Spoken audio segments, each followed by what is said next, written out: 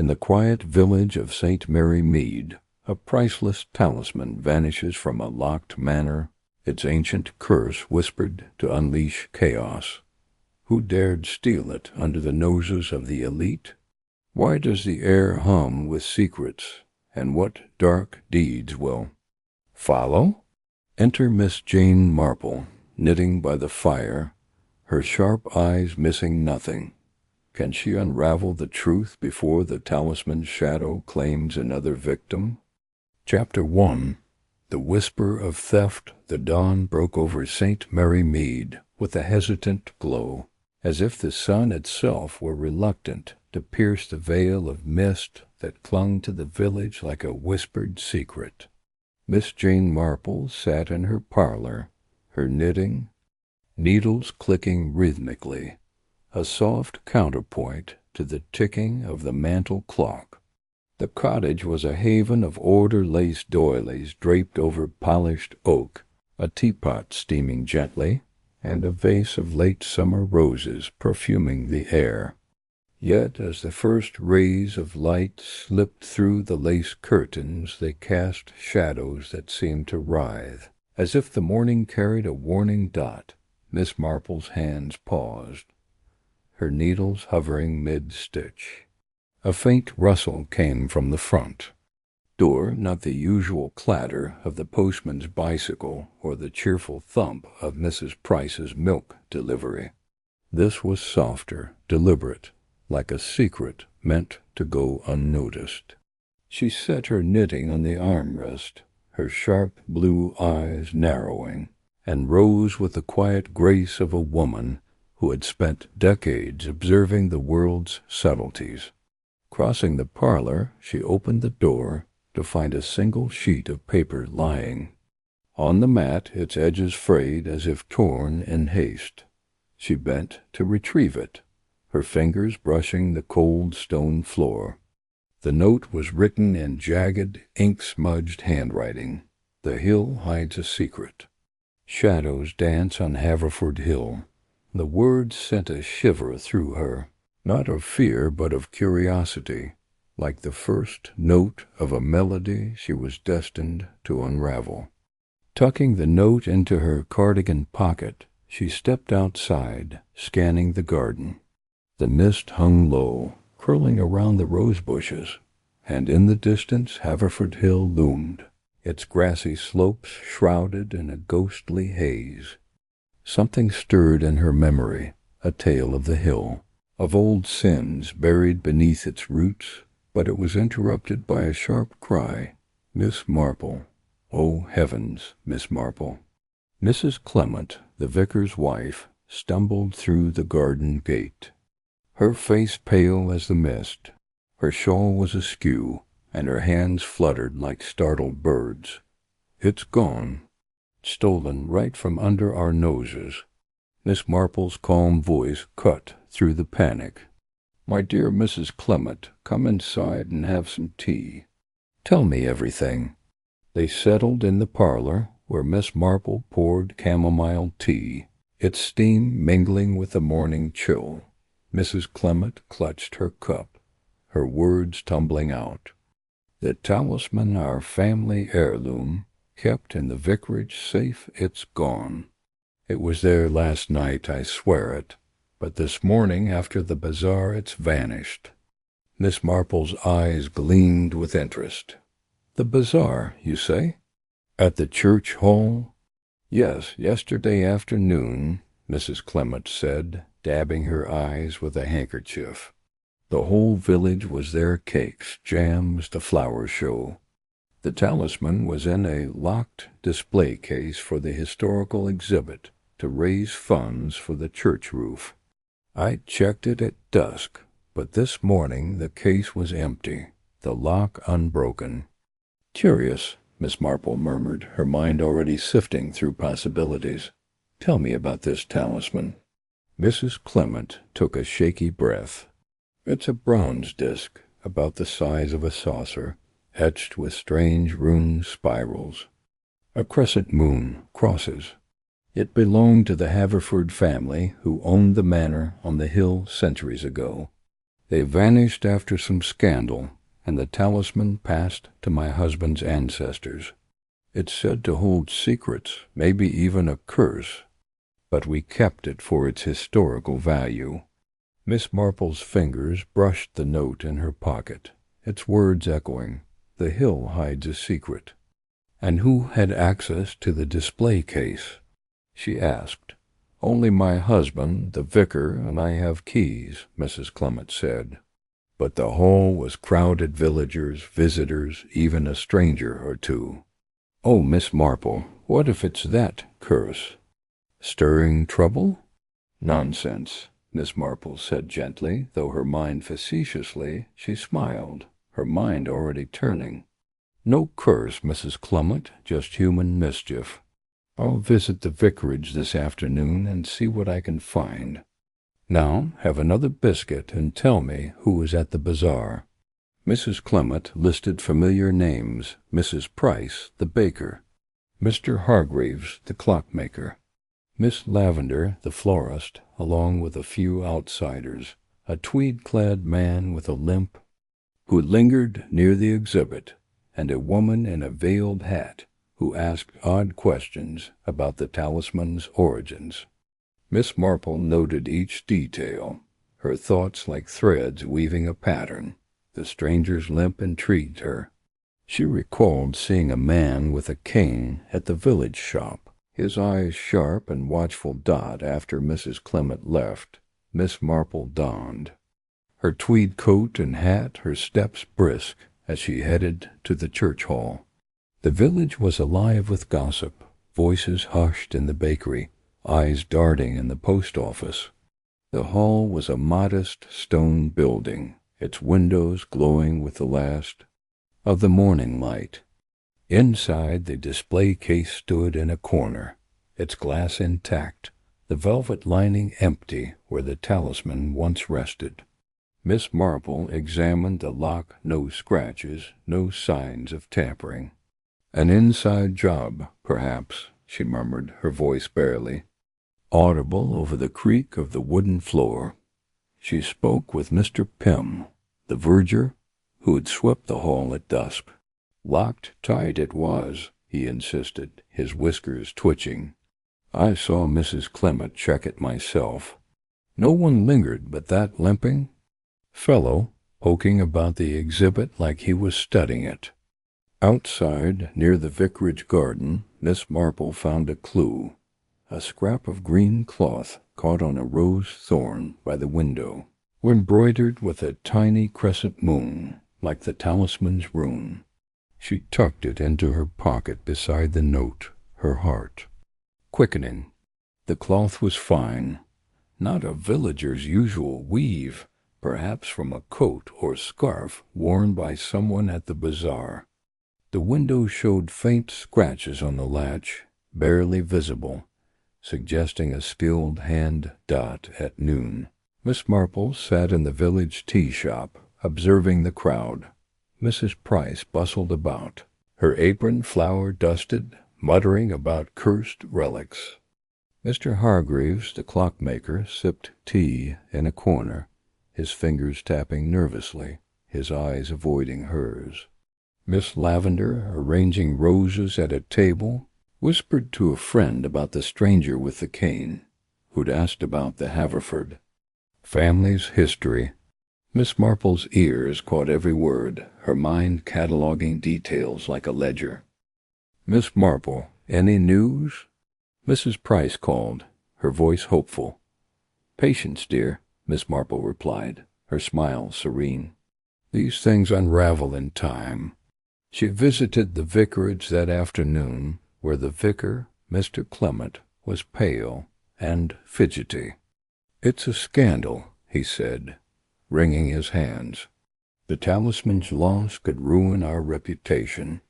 It's not just its value. There are stories, old tales of it, protecting the village or cursing those who misuse it. Stories are often—" "Just that," Miss Marple said, though her mind lingered on the note's warning. She examined the safe, hidden behind a portrait of St. Mary. It was untouched, the key still in Mr. Clement's desk. Who else knew its location? She asked. Only my wife and I, he said, but his eyes flicked to the window where the rose bush stood. Miss Marple noted his unease, her thoughts turning to the cloth's crescent moon dot as dusk fell. Miss Marple walked toward Haverford Hill, drawn by the note's cryptic words. The hill was a silent giant, its slopes cloaked in mist that seemed to breathe. She paused at its base, where the path wound upward, and saw a flicker of movement, a figure in a dark coat, limping slightly, vanishing into the fog.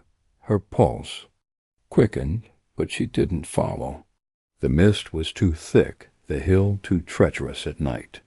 Returning home, she spread her clues on the parlor table, the note, the cloth, and a sketch she'd made of the talisman's runes based on Mrs. Clement's. Description: the crescent moon linked the cloth and talisman, and the note tied them to the hill. She recalled village lore tales of the Haverford family, their manor on the hill, their sudden disappearance after a murder long ago. The talisman, it was said, held their secrets, perhaps a key to their fate. Miss Marple sipped her tea, her knitting needles still. The theft was no random act. It was deliberate, planned by someone who knew the talisman's value and the vicarage's habits. The stranger with the limp, the clockmaker's nerves, the veiled woman's questions, all were threads in a tapestry she would unravel. The chapter closed as she folded the note, her eyes gleaming with resolve. A secret hides on that hill, she murmured, and I shall find it. The parlor clock chimed, and outside Haverford Hill stood silent, its shadows waiting. Miss Marple's journey had begun, and though the theft was a mystery, she felt the satisfaction of a first step taken, a puzzle's edge defined. Tomorrow she would dig deeper, but for now the clues were enough to light her path. Chapter 2. Shadows at dusk. The afternoon sun hung low over St. Mary Mead, its golden light fractured by the mist that clung stubbornly to the village, as if reluctant to reveal its secrets. Miss Jane Marple stood at her cottage window, her sharp, blue eyes tracing the silhouette of Haverford Hill, where the note's cryptic words, "The hill hides a secret." Shadows dance on Haverford Hill lingered in her mind like an unresolved chord. The scrap of green cloth with its crescent moon embroidery lay on her parlor table beside the mysterious note, both clues whispering of a theft that was more than mere greed. Her knitting lay untouched, the needles silent, as her thoughts wove. A pattern from the morning's discoveries. The theft of the talisman from the vicarage was no random act, she was certain.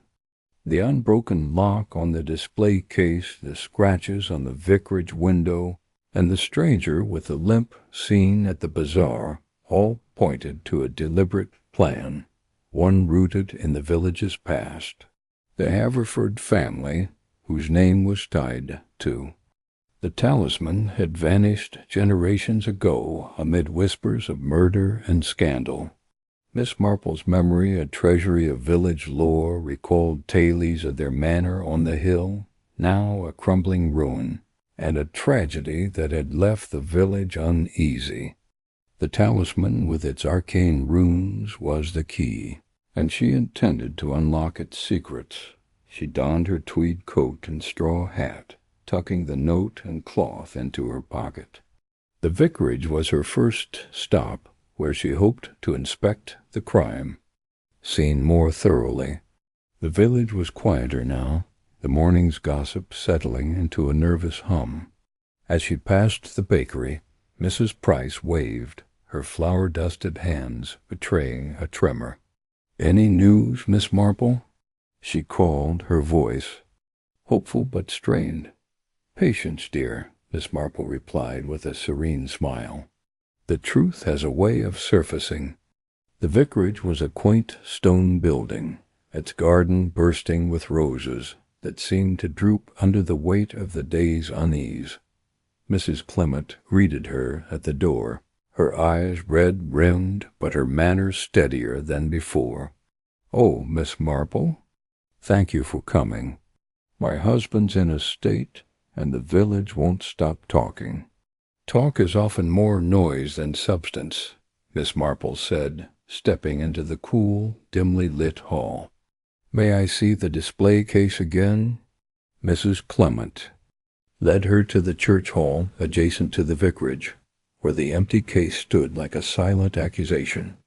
Miss Marple knelt, her magnifying glass glinting as she examined the lock. No scratches, no signs of force, just as Mr. Pym had said.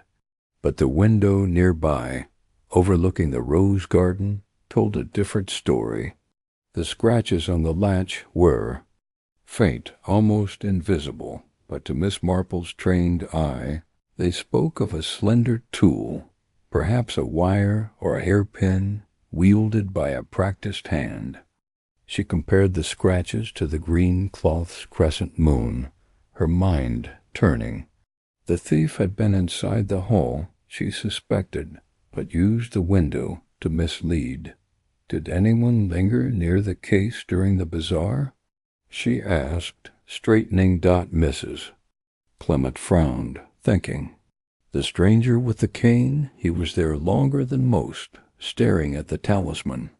And Miss Lavender said a woman in a veiled hat asked about its history, but I didn't see her myself. Miss Marple nodded, filing the details away. The stranger's limp and the veiled woman were threads to follow, but the window scratches suggested someone closer, someone who knew the vicarage's rhythms. And the vicar? Was he in the hall all day? He was in and out, helping with the stalls, Mrs. Clement said. But he checked the case with me at dusk. It was still there then. Miss Marple's eyes flicked to the rosebush outside, where she'd found the cloth. "I'd like to speak with Mr. Clement if he's available." They found the vicar in his study, surrounded by books and papers, his face pale as he sorted through parish records. "Miss Marple," he said, rising, "this theft is a calamity. The talisman's loss could taint the church's name. Reputations survive worse," she said gently. "Tell me, Mr. Clement, what do you know of the Haverford family?" He hesitated, his fingers tightening on a pen. "Not much beyond the stories. They were wealthy, influential, until a murder of brother, I think, killed over a dispute. The family fled, and the talisman was left to my ancestors for safekeeping. Some say it's cursed, tied to their downfall." Miss Marple noted his unease, her mind recalling the note's mention of Haverford Hill. And the manor on the hill, has anyone explored it recently? "No one goes there," he said quickly. "It's a ruin, unsafe. The village avoids it." His haste intrigued her. She thanked him and stepped outside, her gaze drawn to the hill. The mist was thicker now, curling like smoke around the slopes. She decided to investigate the window further, circling the vicarage to the rose garden. There, among the thorns, she found a second clue, a tiny metal shard, no bigger than a penny, glinting in the dirt. It was bronze, etched with a fragment of a spiral rune, like those described on the talisman. Her pulse quickened. Had the thief dropped it while escaping, or was it planted to mislead? As she pocketed the shard, a voice startled her.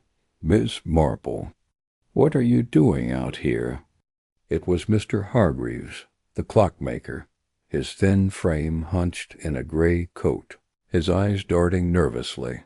"Just admiring the roses," she said smoothly, her smile disarming. You're far from your workshop, Mr. Hargreaves. I unheeded. A walk, he stammered, his fingers twitching. Heard about the theft. Terrible business. Indeed, she said, watching him closely. His coat was wool, not the fine fabric of the cloth, but his unease was palpable. Were you at the bazaar yesterday? For a bit, he said, too quickly. Bought a jar of Mrs. Price's jam. Didn't stay long. Miss Marple nodded, her. Mind noting his haste to leave. As he hurried off, she saw him glance toward Haverford Hill, his expression unreadable. The clockmaker was a puzzle, his nervous demeanor a contrast to his usual precision. She recalled Mrs. Clement's mention of his late-night walks, a detail worth exploring. The day waned, and Miss Marple decided to visit the village shop, where gossip flowed as freely as tea. Miss Lavender, the florist, was there, arranging a bouquet of lily. Oh, Miss Marple, she said, her voice low, everyone's talking about the Talisman. That stranger with the cane, he asked me about the Haverfords. Wanted to know if their manor was still standing. Did he give a name? Miss Marple asked, her tone casual. No, but he had a scar on his hand, like a burn, Miss Lavender said. And he limped, leaned heavy on that cane. Miss Marple's mind sparked. A scar, a limp, distinctive marks. She thanked Miss Lavender and bought a loaf of bread, her thoughts racing. The stranger was no casual visitor, and his interest in the Haverford manor linked him to the note's warning dot as dusk settled. The village grew quiet, the mist thickening until Haverford Hill was a shadowy giant. Miss Marple felt a pull, an instinct to see the hill up close. She walked the winding path to its base, her steps steady despite the uneven ground. The air was cool, heavy with the scent of damp earth and pine. Halfway up, she paused, her eyes catching a flicker of movement, a figure in a dark coat, limping slightly, moving swiftly through the mist. She froze, her heart steady but alert. The figure clutched something metallic, its surface catching the fading light before vanishing into the fog. She considered following, but thought better of it. The hill was treacherous at dusk, its paths slick and its secrets guarded. Instead, she scanned the ground, her eyes sharp. Near a gnarled oak, she found a muddy footprint, deep and distinct, with a pattern matching the heavy boots she'd seen on the stranger at the village shop. Beside it was a crushed leaf, stained with a drop of what looked like ink-black smudged. Like the note's handwriting dot, Miss Marple knelt, her fingers brushing the footprint. A careless thief, she murmured, or a clever one. She pocketed the leaf, its ink a new thread in her tapestry. The footprint confirmed the stranger's presence on the hill, but the ink suggested a connection to the note. Was he the thief, or a pawn in a larger game? Returning to her cottage, she spread her clues on the parlor table. The note, the cloth, the bronze shard, the inky leaf. Each was a piece of the puzzle, pointing to Haverford Hill and the Talisman's theft. The stranger with the limp was a key figure, but Mr. Hargreaves' nerves and the veiled woman's questions lingered in her mind. The vicar's unease, too, hinted at secrets unspoken. She recalled the Haverford murder, a brother killed, the family scattered. Was the talisman a relic of that crime, stolen to conceal or reveal its truth? She lit a lamp, its warm glow pushing back the dusk. Her knitting remained untouched as she sketched the bronze shard's spiral rune, comparing it to her memory of the talisman's description. The crescent moon on the cloth, the spiral on the shard, they were linked, perhaps part of a larger design. The notes, words, shadows, dance on Haverford Hill suggested the hill held answers. Perhaps in the ruined manor or its forgotten corners Miss Marple sipped her tea, her mind a quiet whirl of connections. The theft was a spark, igniting a chain of events tied to the village's past. The stranger, the clockmaker, the vicar, each was a player, but their roles were unclear. The hill was the stage, its shadows hiding the truth. She folded her clues, her resolve firm. Tomorrow she would visit Mr. Hargreaves' workshop, probing his connection to the Haverfords. For now she had traced the thief's path to the hill, a small victory that sharpened her focus. The parlor clock chimed, its notes soft against the evening's hush. Outside, Haverford Hill stood silent, its mist a veil over secrets yet to be unveiled. Miss Marple's eyes gleamed with quiet triumph. The talisman's theft was a knot, but she had found its first thread, and she would pull until the whole tapestry unraveled. Asterisk. Chapter 3. The Clockmaker's Secret. The morning mist lingered over St. Mary Mead like a reluctant guest, softening the edges of the village's thatched roofs and cobblestone lanes. Miss Jane Marple sat at her parlor table, the faint clink of her teacup punctuating the silence. Before her lay the clues from her investigation, the cryptic note warning of secrets on Haverford Hill, the green cloth with its crescent moon embroidery, the bronze shard etched with a spiral rune, and the inky leaf from the hill's path. Each was a thread in the tapestry of the talisman's theft, and her sharp mind was already weaving them together. The stranger with the limp, spotted fleeing into the mist, was a key figure, but Mr. Hargreaves, the clockmaker, with his nervous demeanor and hasty excuses, intrigued her most today.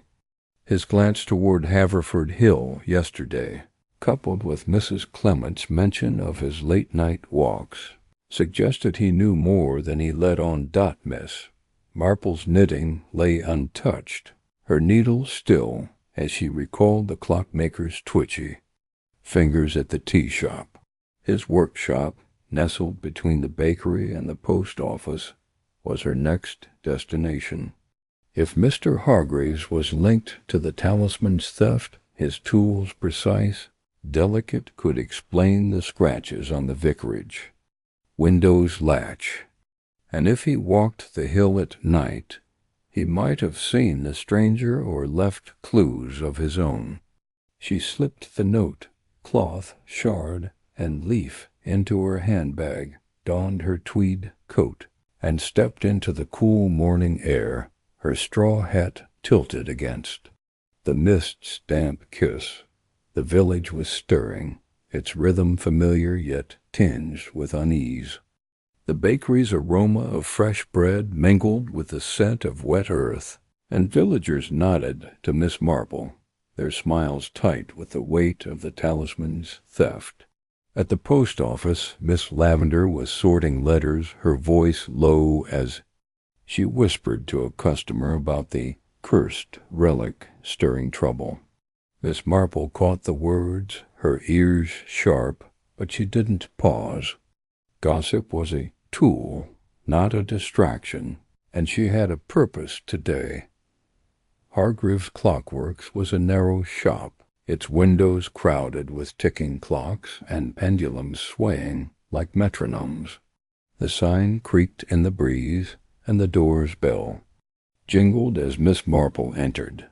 The air inside was warm, thick with the scent of polished wood and oil.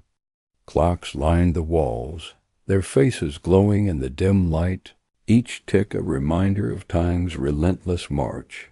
Mr. Hargreaves stood behind the counter, his thin frame hunched over a pocket watch, his fingers trembling as he adjusted its gears. Good. "Morning, Mr. Hargreaves," Miss Marple said, her voice gentle but probing. "I trust you're well after yesterday's excitement?" He started, nearly dropping his tweezers, his eyes darting to hers. "Miss Marple, yes, quite well, thank you. Just a busy day, clocks to mend, you know." His smile was strained, his fingers tapping the counter. "I won't keep you long," she said, settling into a chair by the counter, her handbag on her lap. "I was hoping you might recall more about the bazaar. You were there, I believe, near the Talisman's display?" His face paled, and he busied himself with the watch. "Only briefly, as I said. Bought some jam, looked at the stalls. Didn't pay much mind to the Talisman." Miss Marple's eyes gleamed, noting his evasion. "Curious, isn't it, how such a valuable item vanished without a trace? The lock was untouched, yet the window showed signs of tampering. You're skilled with tools, Mr. Hargreaves. Ever work on locks as well as clocks?" His fingers froze, and a bead of sweat glistened on his brow. "Locks? No, just clocks. I don't meddle with such things." His voice was too quick, his eyes avoiding hers. She smiled, undeterred. "Of course. But you've lived in St. Mary Mead a long time. You must know the tales of the Haverford family tied to that talisman. Some say it holds secrets, perhaps even a curse." He laughed, a brittle sound. "Village nonsense. The Haverfords were just a family long gone. Their talisman's just old metal, nothing more." Miss Marple leaned forward, her tone soft but piercing. "Yet someone thought it worth stealing. And I hear you walk Haverford Hill at night, Mr. Hargreaves. A curious habit for a man who dismisses its stories." His hand jerked, knocking the pocket watch to the floor. As he bent to retrieve it, Miss Marple glimpsed a sketchbook on the counter, its pages open to a drawing of a bronze disc, its surface etched with runes, spirals, a crescent moon, crosses matching Mrs. Clement's description of the talisman. Before she could comment, he slammed the book shut, his face flushed. "Those walks are for my health," he said, his voice tight. "The hill's quiet at night. Clears the mind." "Of course," she said, her smile serene. "But if you saw anything unusual, say, a stranger with a limp, or someone near the vicarage, you'd tell me, wouldn't you?" He nodded, too quickly, and busied himself with the clock's ears. Miss Marple rose, her eyes lingering on the sketchbook. "Thank you, Mr. Hargreaves. I'll call again if I have more questions." As she stepped outside, the mist seemed to thicken, curling around the shop like a warning. The sketch was no coincidence. Hargreaves knew the talisman's design intimately. Was he the thief, or merely curious? His nerves suggested guilt, but his walks to the hill hinted at a deeper connection. She resolved to keep an eye on him, perhaps even follow him one night. Her next stop was the village library, a squat building with ivy-clad walls, where she hoped to find records of the Haverford family. The librarian, Miss Finch, greeted her with a nod, her spectacles glinting in the dim light. "Looking for something specific, Miss Marple?" "Old records," she said, her tone casual. "Anything on the Haverford family, or perhaps the talisman they left behind?" Miss Finch's eyes widened. "After that theft, I'm not surprised. The Haverfords are a grim tale murder, scandal, then poof, gone. I'll fetch what we have." She returned with a leather-bound ledger, its pages yellowed and brittle. Miss Marple settled at a table, her magnifying glass in hand, and pored over the entries. The Haverfords had owned the manor on Haverford Hill until 1873, when a brother, William, was found dead, stabbed in the manor's library. The killer was never caught, and the family, led by the surviving brother, Edward, fled, leaving the talisman to the church. A footnote mentioned the talisman's runes, said to guard a truth older than the hill itself. Miss Marple's pulse quickened. The note's words, "The hill hides a secret," echoed the ledger's hint. Was the talisman a key to that truth, stolen to unlock or conceal it? She found a sketch in the ledger, crude but clear, a bronze disc, with the same runes as Hargreaves' drawing. She copied it carefully, her mind racing. The clockmaker's sketch wasn't idle doodling. He was studying the talisman, perhaps for a purpose tied to the hill dot. As she closed the ledger, a shadow moved behind a bookshelf, too quick to identify. Miss Marple's senses sharpened, but she remained still, her expression unchanged. Someone was watching, perhaps the stranger, or even Hargreaves, following her trail. She thanked Miss Finch and left, her steps measured but her mind alert. Outside, the village was bathed in the soft glow of late morning, but the mist lingered, casting Haverford Hill in a ghostly veil. Miss Marple decided to revisit the vicarage, hoping to speak with Mrs. Clement about the clockmaker's presence at the bazaar.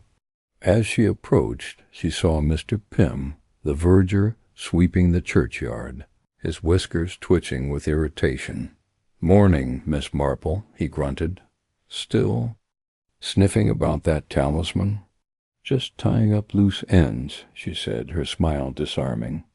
"You mentioned the stranger with the limp lingering at the bazaar. Did you see him near Mr. Hargreaves, perhaps?" Mr. Pym scratched his chin. "Come to think of it, I did. They were by the cake stall, talking low.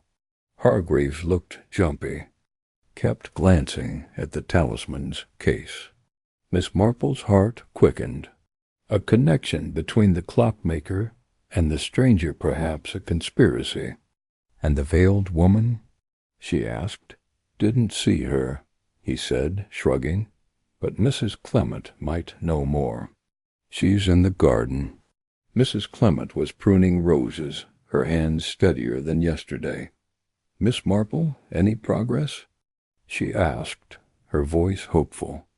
"A little," Miss Marple said, her tone light. "I'm curious about Mr. Hargreaves. Was he near the talisman's case at the bazaar?" Mrs. Clement frowned, thinking. "He was, now you mention it. He offered to fix the display case's hinge. It was sticking. I thought it kind of him, but he was there longer than needed, fussing with it." Miss Marple's mind sparked.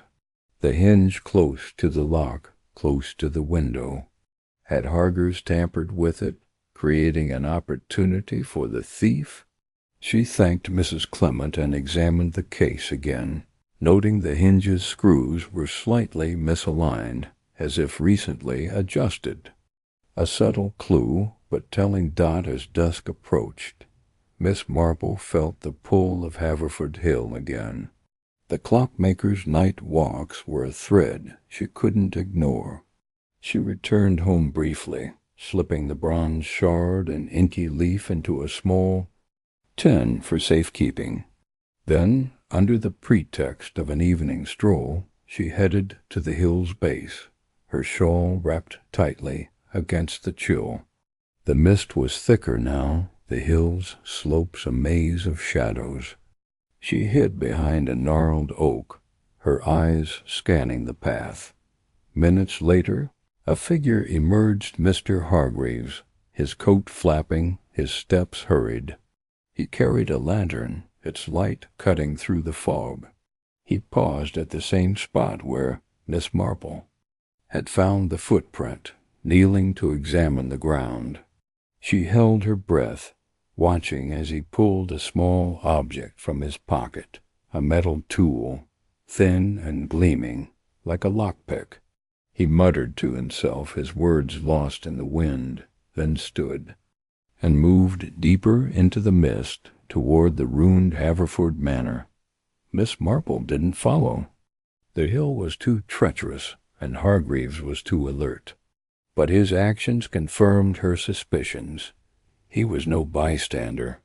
The lockpick, the sketch, his presence on the hill all pointed to a role in the theft, or at least a fascination with the talisman's secrets. She retreated quietly, her mind racing with possibilities. Back in her cottage, she spread her clues on the table, adding a note about Hargreaves' lockpick and hill visit. The bronze shard spiral rune matched the ledger's sketch, and the inky leaf smudge mirrored the note's handwriting. Hargreaves was a link, perhaps the thief or an accomplice, but the stranger's limp and the veiled woman's questions suggested a broader web. The Haverford murder, the talisman's runes, the hill's shadows, all were pieces of a puzzle she was beginning to see. She drafted a note to Mr. Hargreaves, requesting a meeting tomorrow. "Dear Mr. Hargreaves, I have questions about the bazaar. Might we discuss at your workshop, 10 a.m.? Yours, Jane Marple." She slipped it under his door on her way to bed, her heart steady, but her mind alive with connections. The clockmaker's secret was close to the surface, and she would coax it out. Parlor clock chimed, its notes soft against the night's hush. Outside Haverford Hill loomed, its mist a shroud over truths yet to be unveiled. Miss Marple's eyes gleamed with quiet triumph. She had traced the clockmaker's steps, found his sketch, and seen his nocturnal wanderings, a small victory. That sharpened her path. Tomorrow she would press him, and the talisman's mystery would unravel further. Chapter 4. The locked diary. The morning sun struggled through the mist that draped St. Mary Mead, casting a pale glow over the village's thatched cottages and winding lanes. Miss Jane Marple sat in her parlor, her teacup steaming gently, the faint aroma of chamomile blending with the scent of polished oak. Before her, on the polished table, lay the growing collection of clues, the cryptic note warning of secrets on Haverford Hill, the green cloth embroidered with a crescent moon, the bronze shard with its spiral rune, the inky leaf from the hills, path and a folded paper with her sketch of the talisman's runes, copy from the library ledger and Mr. Hargreaves' hidden drawing. Her knitting needles rested silent, her sharp blue eyes tracing the clues as her mind wove them into a pattern. Mr. Hargreaves, the clockmaker, was a puzzle. His nervous demeanor, the sketch of the talisman in his workshop, and his nocturnal visit to Haverford Hill with a lockpick suggested he was more than a bystander in the talisman's theft. Yet the stranger with the limp, seen fleeing into the hill's mist, and the veiled woman mentioned at the bazaar hinted at a broader conspiracy.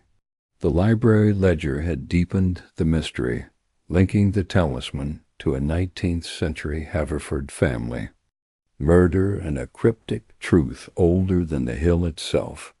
Miss Marple's note to Hargreaves slipped under his door last night, requested a meeting at 10 this morning, but she sensed he would evade her questions. Another avenue was needed, one tied to the Haverford's past. She recalled the ledgers. Mention of the Haverford Manor, now a ruin on the hill, and its library, where the murder had occurred. The village library might hold more records, perhaps a journal or letter shedding light on the talisman's runes. She slipped her clues into her handbag, donned her tweed coat and straw hat, and stepped into the mist, her steps brisk despite the damp chill. The village was waking, its rhythm familiar but taut with the theft's lingering shadow. At the bakery, Mrs. Price's voice carried through the open door, muttering about cursed relics stirring trouble. Miss Marple smiled faintly, her ears catching the gossip, but her focus unwavering. The library was a haven of quiet, its ivy-clad walls and musty air a contrast to the village's buzz. Miss Finch, the librarian, was dusting shelves, her spectacles glinting as she greeted Miss Marple. Back so soon, still chasing the Haverford ghosts? Just tying up loose ends, Miss Marple said, her tone light. I'd like to see any personal records, diaries, letters from the Haverford family, if you have them. Miss Finch's eyebrows rose, but she nodded. We've a box of odds and ends donated years ago. Not much, but I'll fetch it. She disappeared into the stacks, returning with a wooden box, its lid warped and hinges rusted. Careful, it's fragile.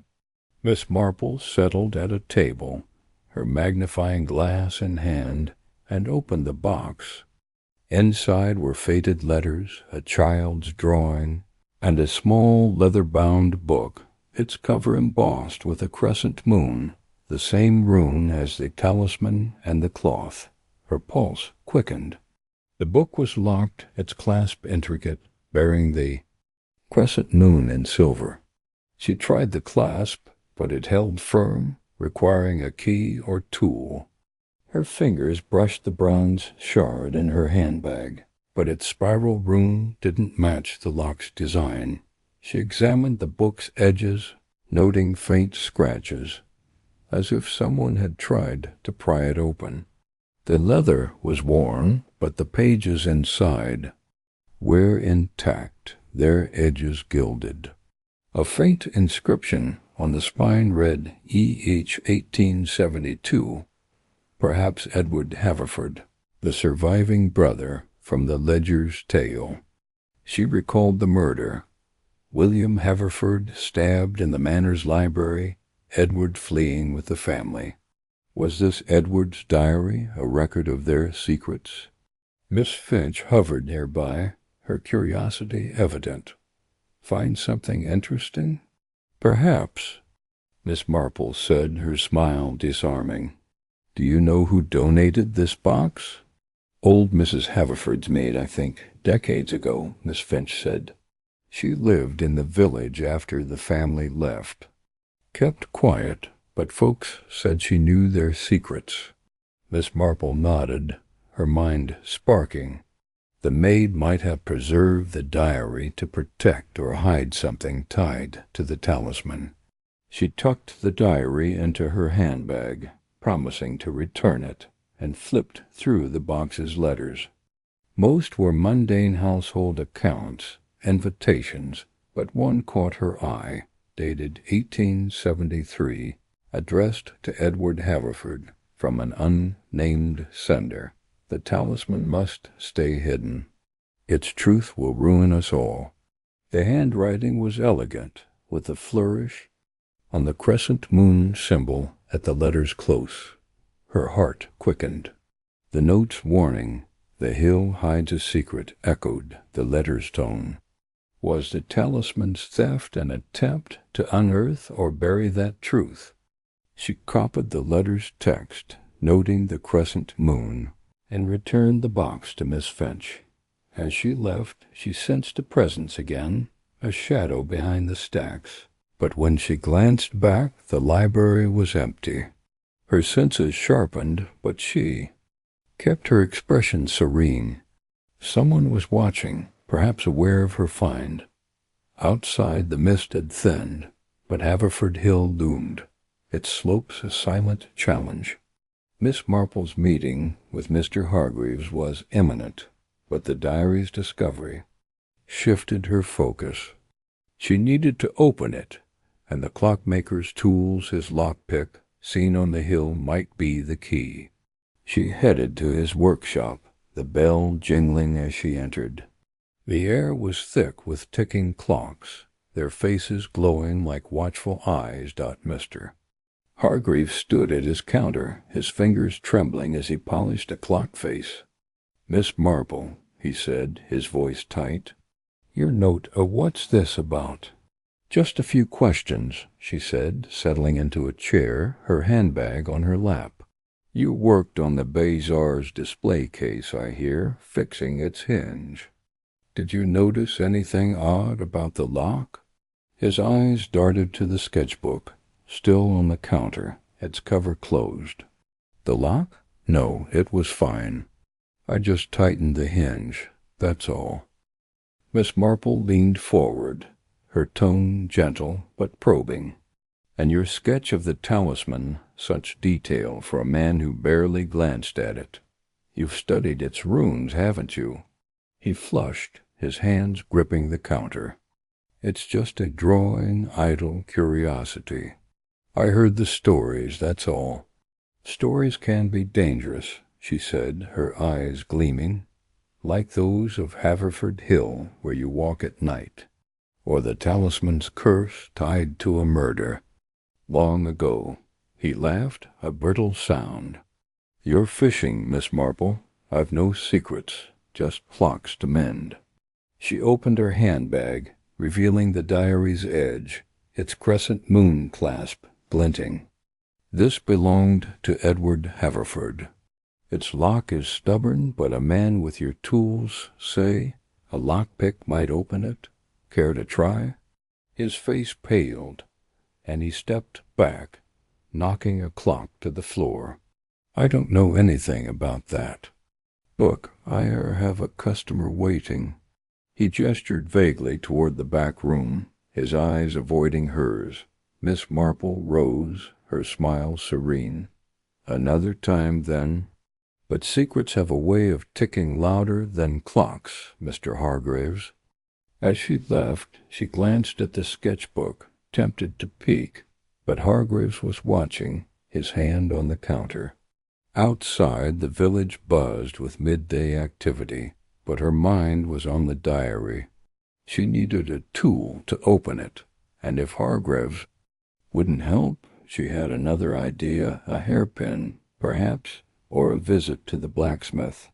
But first she returned to the vicarage, hoping Mrs. Clement could shed light on the Haverford's maid. Mrs. Clement was in the kitchen, kneading dough, her face less strained. "Miss Marple, any news?" she asked, flour dusting her hands. "A little," Miss Marple said, her tone light. "I'm curious about the Haverford maid who stayed in the village. Did she ever speak of the Talisman or the family?" Mrs. Clement paused, thinking. "Old Sarah, we called her. She lived in a cottage by the hill, kept to herself. My mother said she was loyal to the Haverfords, even after they left. She died years ago, but her niece, Miss Lavender, might know her stories." Miss Marple's mind sparked. Miss Lavender, the florist, linked to the maid and to the bazaar's gossip about the stranger. She thanked Mrs. Clement and headed to the flower shop, where Miss Lavender was arranging roses, her hands deft but her eyes wary. "Miss Marple," she said, her voice low, "everyone's talking about you, poking about the theft."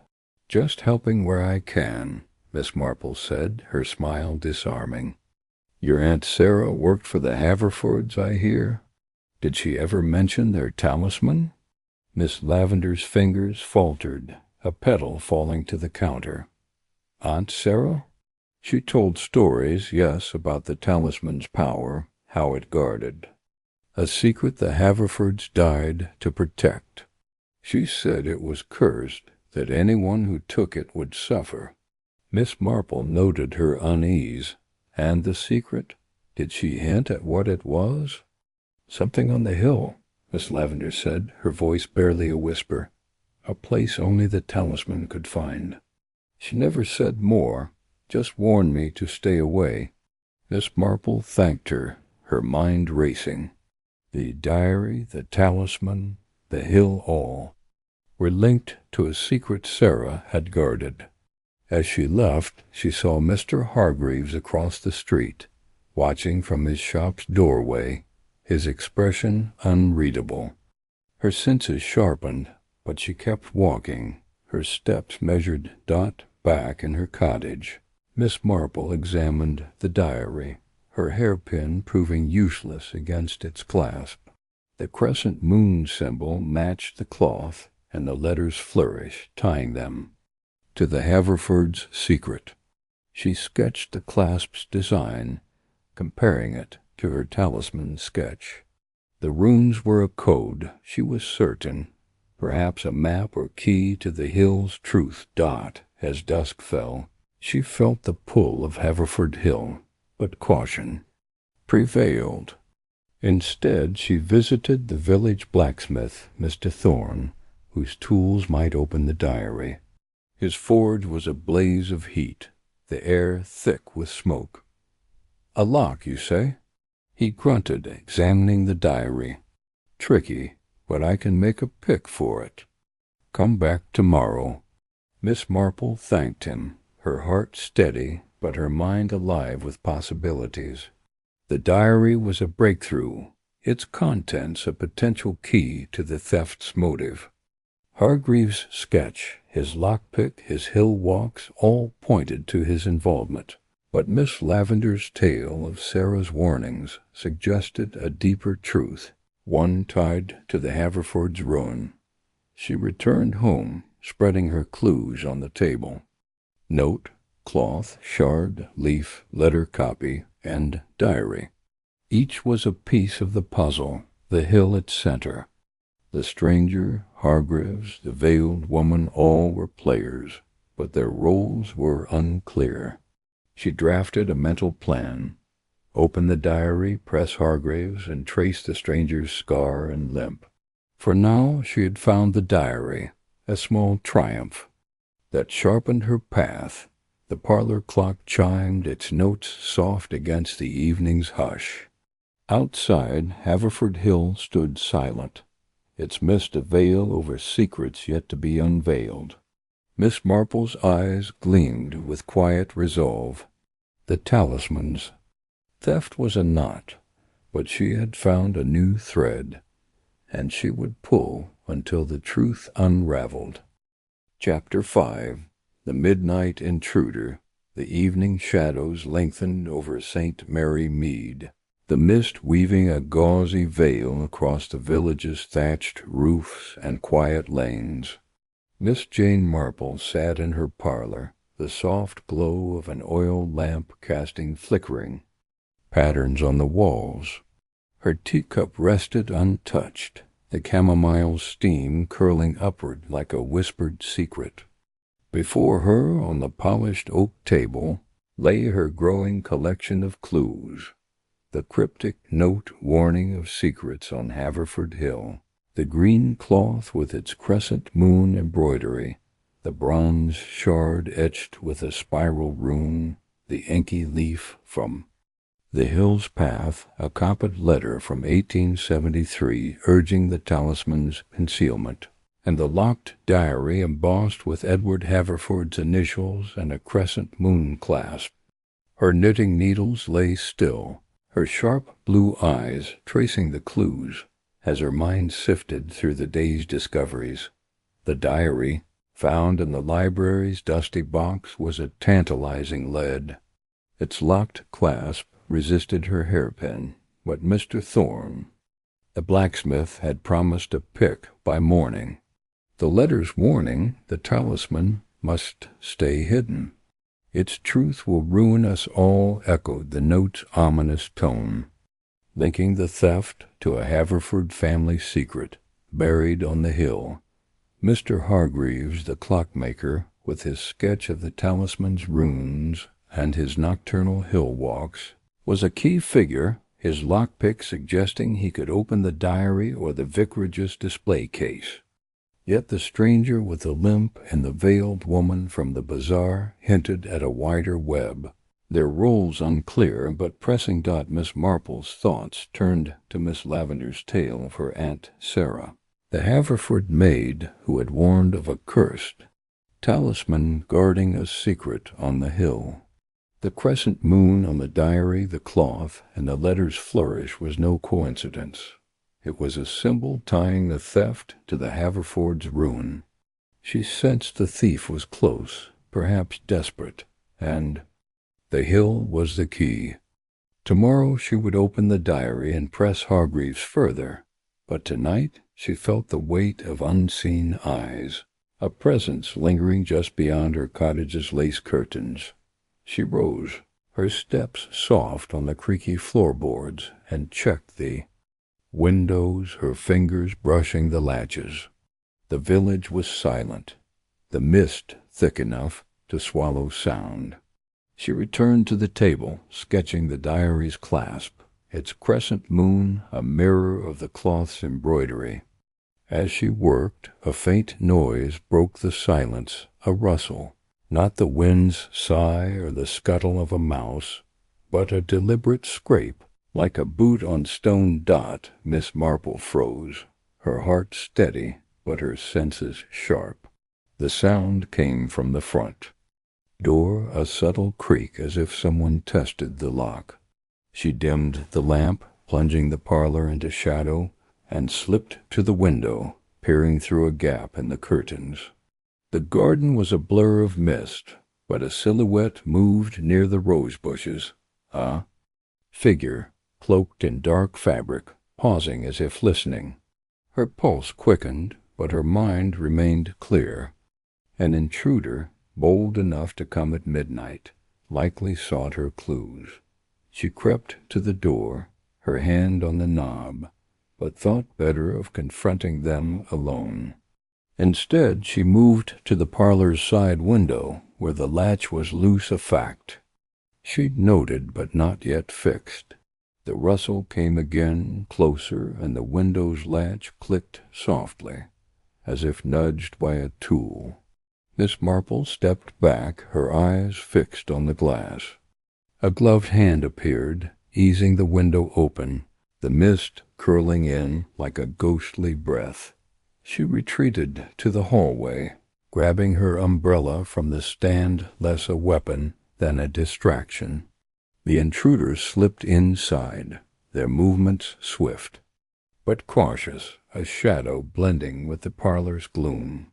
Miss Marple watched from the doorway, her breath shallow, as the figure approached the table, their hand hovering over the clues. The green cloth was lifted, examined, then dropped, but the note was snatched, its paper crinkling in the silence. Before they could take more, Miss Marple stepped forward, her voice calm but firm. "I'd rather you didn't, if you please." The intruder spun, a muffled curse escaping as they bolted for the window. Miss Marple swung her umbrella, catching their leg, but they stumbled through, vanishing into the mist. She rushed to the window, her eyes straining, but the garden was empty, the rose bushes swaying as if untouched. Her heart raced, but her mind was already cataloguing. The intruder was slight, agile, their cloak dark but not fine enough for the cloth's fabric. A glint on the floor caught her eye, a hairpin, bent and gleaming. Dropped in their haste, she closed the window, relit the lamp, and examined the hairpin.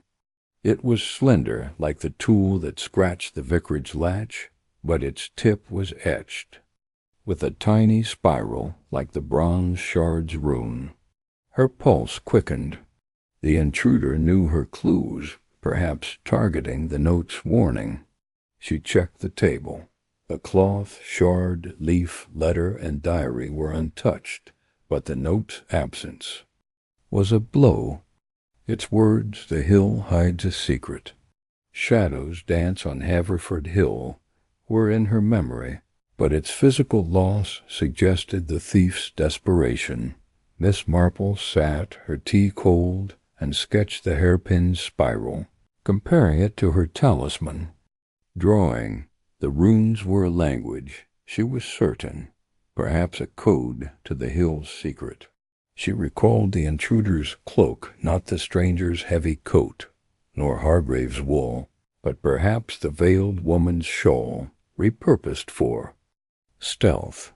The hairpin spiral linked it to the talisman, suggesting the intruder was no common thief, but someone tied to the Haverfords' past. At dawn, she dressed and headed to the vicarage, hoping to warn Mrs. Clement and check the garden for traces of the intruder.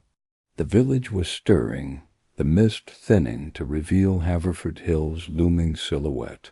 Mrs. Clement was in the kitchen, her face pale as she poured tea. "Miss Marple, you're up early. Any news?" "A small setback," Miss Marple said, her tone light. "Someone visited my cottage last night uninvited. They took the note I mentioned, but left something behind a hairpin, etched with a spiral rune." Mrs. Clement gasped, her cup clattering. "An intruder? Oh, heavens!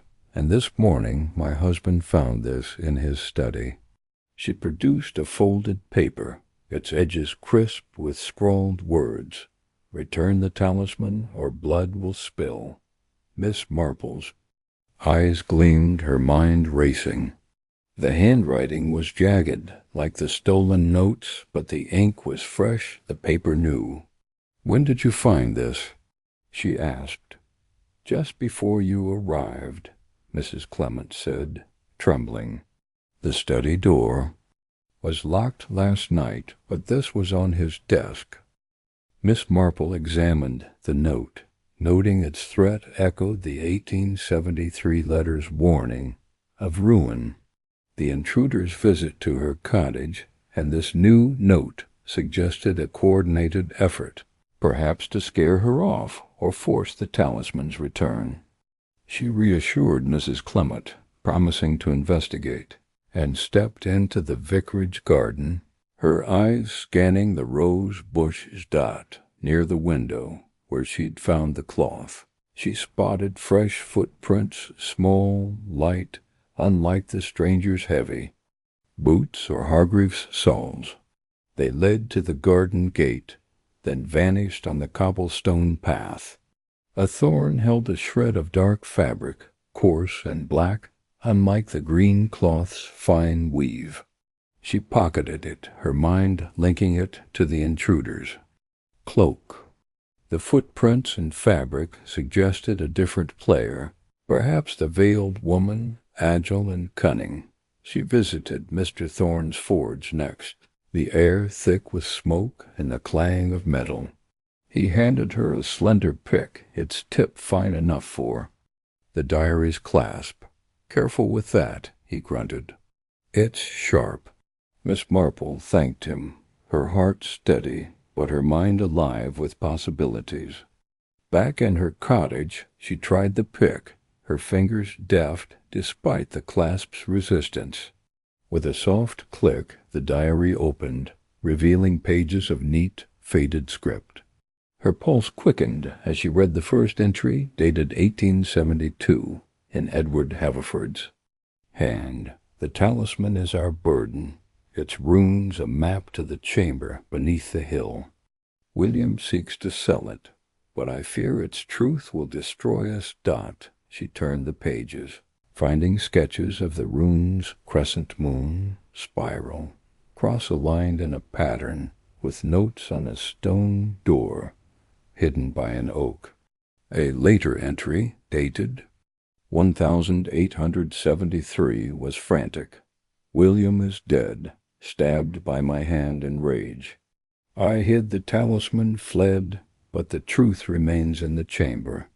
The diary ended abruptly, its final page torn. As if someone had ripped out a secret dot, Miss Marple closed the diary, her mind racing. Edward's confession tied the talisman to a murder and a hidden chamber, explaining the theft's motive. Someone sought the chamber's truth or feared its exposure. The runes were a map, the crescent moon a key symbol. She recalled the intruder's hairpin, its spiral rune, a clue to their identity. Was it the veiled woman or another Haverford descendant? She visited the village shop where Miss Lavender was arranging Lily, her eyes wary. "Miss Marple, you're everywhere these days," she said, her tone cautious. "Just helping where I can," Miss Marple said, her smile disarming. "Your Aunt Sarah warned of the Talisman's curse." "Did she ever mention a chamber on Haverford Hill?" Miss Lavender's hands froze, a petal falling. "A chamber?" "She spoke of a place the Haverfords guarded, hidden by a tree. Said it held their shame, but never explained." Miss Marple nodded, her mind linking Sarah's tale to the diary's stone door.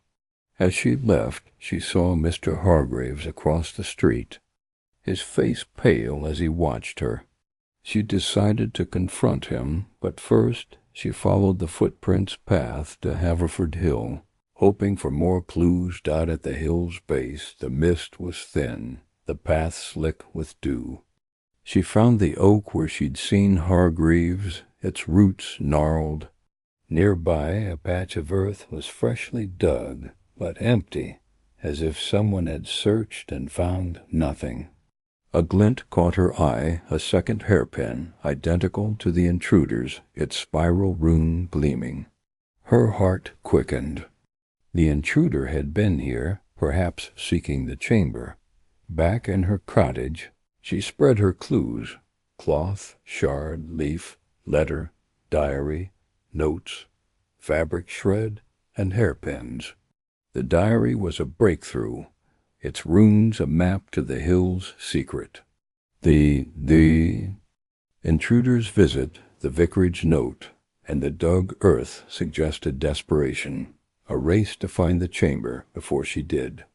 Hargreaves, the stranger, the veiled woman, all were suspects, but the hairpins pointed to a new player, perhaps female, tied to the runes. She drafted a plan. Confront Hargreaves, trace the stranger, and search the hill's oak. For now, the diary's secrets were hers, a small triumph that sharpened her path. The parlor clock chimed, its notes soft against the night's hush. Outside Haverford Hill loomed its mist, a veil over truths yet to be unveiled. Miss Marple's eyes gleamed with quiet resolve. The talisman's theft was a knot, but she had unraveled a new thread, and she would pull until the truth emerged. Chapter 6. The Vicar's Confession.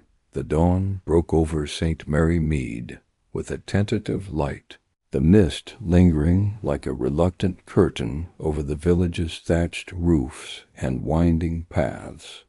Miss Jane Marple sat in her cozy parlor, the faint clink of her teacup punctuating the morning's quiet. The oil lamp's glow had long since faded, replaced by the soft gray of early light filtering through lace curtains. Before her, on the polished oak table, lay her growing arsenal of clues: the green cloth embroidered with a crescent moon, the bronze shard etched with a spiral rune, the inky leaf from Haverford Hill's path, a copied letter from 1873 warning of the talisman's danger, a shred of coarse black fabric from the vicarage garden, 2 hairpins with spiral runes, and the leather-bound diary of Edward Haverford, its pages now open, revealing a confession of murder and a hidden chamber beneath the hill. Her knitting needles rested silent, her sharp blue eyes tracing the clues as her mind wove them into a tightening net. The midnight intruder's visit had sharpened her resolve. The theft of the cryptic note, "The hill hides a secret. Shadows dance on Haverford Hill," was a blow, but its words were etched in her memory, and the intruder's hairpin, matching the talisman's runes, was a new lead. The threatening note, Left in the vicar's study, return the talisman, or blood will spill suggested desperation, a thief or accomplice eager to silence her investigation. Edward Haverford's diary, unlocked with Mr. Thorne's pick, was a breakthrough, its entries painting a grim picture. A talisman guarding a chamber, a brother's death in 1873, and a secret that drove the Haverfords from their manor. The rune's crescent. Moon, spiral, cross were a map. The hill its destination. Miss Marple's thoughts turned to the vicar, Mr. Clement, whose unease during her visits hinted at more than concern for the talisman's loss. His quick dismissal of the Haverford, Manor's significance, and his nervous glances at the vicarage window suggested a personal stake. The threatening note in his study, found hours after her intruder's escape, raised questions. Was he a target? Or hiding something? She resolved to confront him, gently but firmly, to uncover his role in the Talisman saga. She slipped the diary, hairpins, and fabric shred into her handbag, leaving the other clues in a locked drawer, precaution after. Last night's breach. Donning her tweed coat and straw hat, she stepped into the mist, her steps brisk despite the damp air. The village was stirring, its rhythm familiar, but taut with gossip. At the bakery, Mrs. Price's voice carried, muttering about cursed talismans and midnight prowlers. Miss Marple smiled faintly, her ears catching the chatter, but her focus on the vicarage. The vicarage was a picture of quiet charm, its rose garden glistening with dew. Mrs. Clement answered the door, her face pale but composed. Miss Marple, thank goodness. My husband's in a state after that dreadful note. He's in his study, praying. I'd like a word with him, if I may, Miss Marple said, her tone gentle. And perhaps a look at the study to see where the note was found. Mrs. Clement led her inside, the hall cool and dim. The study was a clutter of books and papers, a heavy oak desk dominating the room. Mr. Clement stood by the window, his hands clasped, his face etched with worry. Miss Marple, he said, his voice strained. This note, it's a nightmare. First, the talisman, now threats. What's happening to our village? Fear not, Mr. Clement, she said, settling into a chair, her handbag on her lap. Truth has a way of calming storms. Tell me, where exactly was the note found? On my desk, he said, pointing to a pile of sermons. The door was locked last night, I'm sure of it. I found it at dawn, just sitting there. Miss Marple examined the desk, noting no signs of forced entry. The window overlooking the rose garden was latched, but its frame showed faint scratches like those she'd seen before. Curious, she murmured, her mind linking them to the intruder's hairpin. And you've no idea who might have left it? None, he said, his fingers twisting, but the village is restless. They blame the talisman's curse. Miss. Marple's eyes gleamed, her tone soft but probing. Curses are often tales spun from guilt, Mr. Clement. The talisman belonged to the Haverfords, whose name you guard. Is there something you haven't shared, perhaps a family tie, or a secret? Tied to their manor? His face paled, and he sank into his chair, his hands trembling.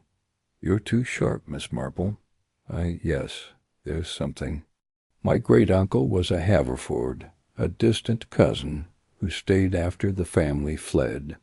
He passed the talisman to my grandfather with a warning to keep it safe, lest it expose a scandal. Miss Marple leaned forward, her voice calm. What scandal, Mr. Clement? He hesitated, his eyes darting to the window. Edward Haverford, the last of the line, was accused of killing his brother, William. In 1873, the family fled to avoid trial. But my great-uncle believed Edward was innocent, that the talisman held proof a secret hidden on the hill. He never explained, just said it must stay locked away. Her pulse quickened, the diary's confession flashing in her mind.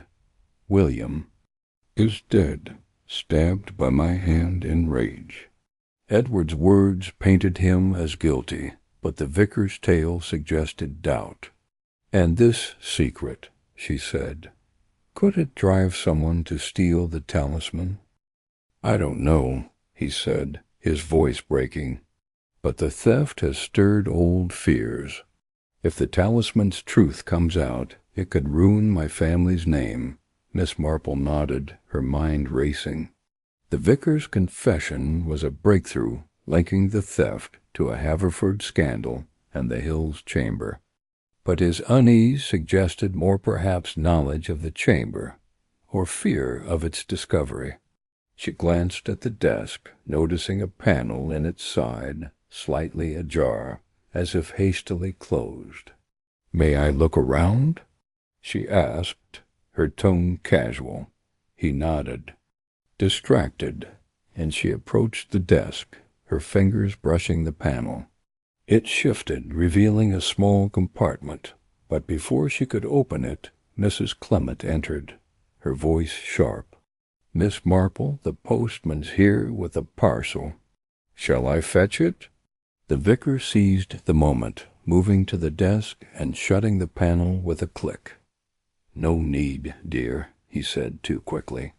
"I'll handle it." Miss Marple stepped back, her smile serene, but her mind alert. The panel hid something, perhaps a key, or another clue tied to the talisman. She thanked the Clements and left, her eyes lingering on the study window's scratches. Outside in the rose garden she found no new footprints, but the shred of black fabric in her handbag linked the intruder to this spot. The threatening note, the panel, the vicar's confession, all pointed to a secret he guarded, willingly or not. Her next stop was the village shop, where gossip might shed light on the vicar's Haverford ties. Miss Lavender was arranging daisies, her eyes wary, as Miss Marple entered. "Miss Marple, you're a regular sleuth these days," she said, her tone cautious. "Just helping where I can," Miss Marple said, her smile disarming. The vicar mentioned a Haverford cousin. "Did your Aunt Sarah ever speak of their connection to the church?" Miss Lavender's hands faltered, a petal falling. Aunt Sarah said the Haverfords trusted the church to guard their secrets, even after they left. She hinted the vicar's family knew more than they let on, but she was loyal, kept quiet. Miss Marple nodded, her mind linking Sarah's loyalty to the vicar's unease. "And the chamber on the hill, did she mention its purpose?" "Only that it was sacred, hidden by an oak," Miss Lavender said, her voice low. She said the talisman was its key, but never explained. Miss Marple thanked her, her thoughts racing. The diary's mention of a stone door by an oak matched Sarah's tale, confirming the chamber's existence. As she left, she saw Mr. Hargreaves across the street, his face pale as he watched her. She considered confronting him, but the vicar's panel intrigued her more. She returned to the vicarage under the pretext of forgetting her gloves, hoping to glimpse the compartment. Mrs. Clement was in the garden, pruning roses, and waved her in. "Back so soon, Miss Marple?" "I'm getting forgetful," Miss Marple said, her tone light. "My gloves, I think I left them in the study." The study was empty, the vicar at the church. She approached the desk, her fingers brushing the panel. It opened with a soft click, revealing a small box, its lid etched with a crescent moon. Inside was a folded paper map, crude but clear, showing Haverford Hill with an oak marked by a cross. A note in faded ink read, "The chamber waits, its truth guarded by the twin." Her heart quickened. The twin could mean another talisman, like the diary's runes suggested. She copied the map, her hand steady, but a creak from the hall startled her. She closed the panel and slipped the copy into her handbag as Mrs. Clement entered. "Find your gloves?" she asked, her eyes curious. "Right here," Miss Marple said, patting her bag with a smile. She left, her mind racing. The map was a breakthrough, the twin, a clue to the talisman's theft. The vicar's secrecy hiding the map, dismissing. The manner suggested fear, perhaps of the chamber's truth exposing Edward's guilt or innocence. At noon, she visited Mr. Thorne's forge to thank him for the pick, probing for gossip. "Heard anything odd about the vicar?" she asked, her tone casual. Thorne grunted, hammering a horseshoe. "He's been jumpy, ordering new locks for the vicarage. Says it's for safety, but folks talk." Miss Marple nodded, her mind linking the locks to the threatening note.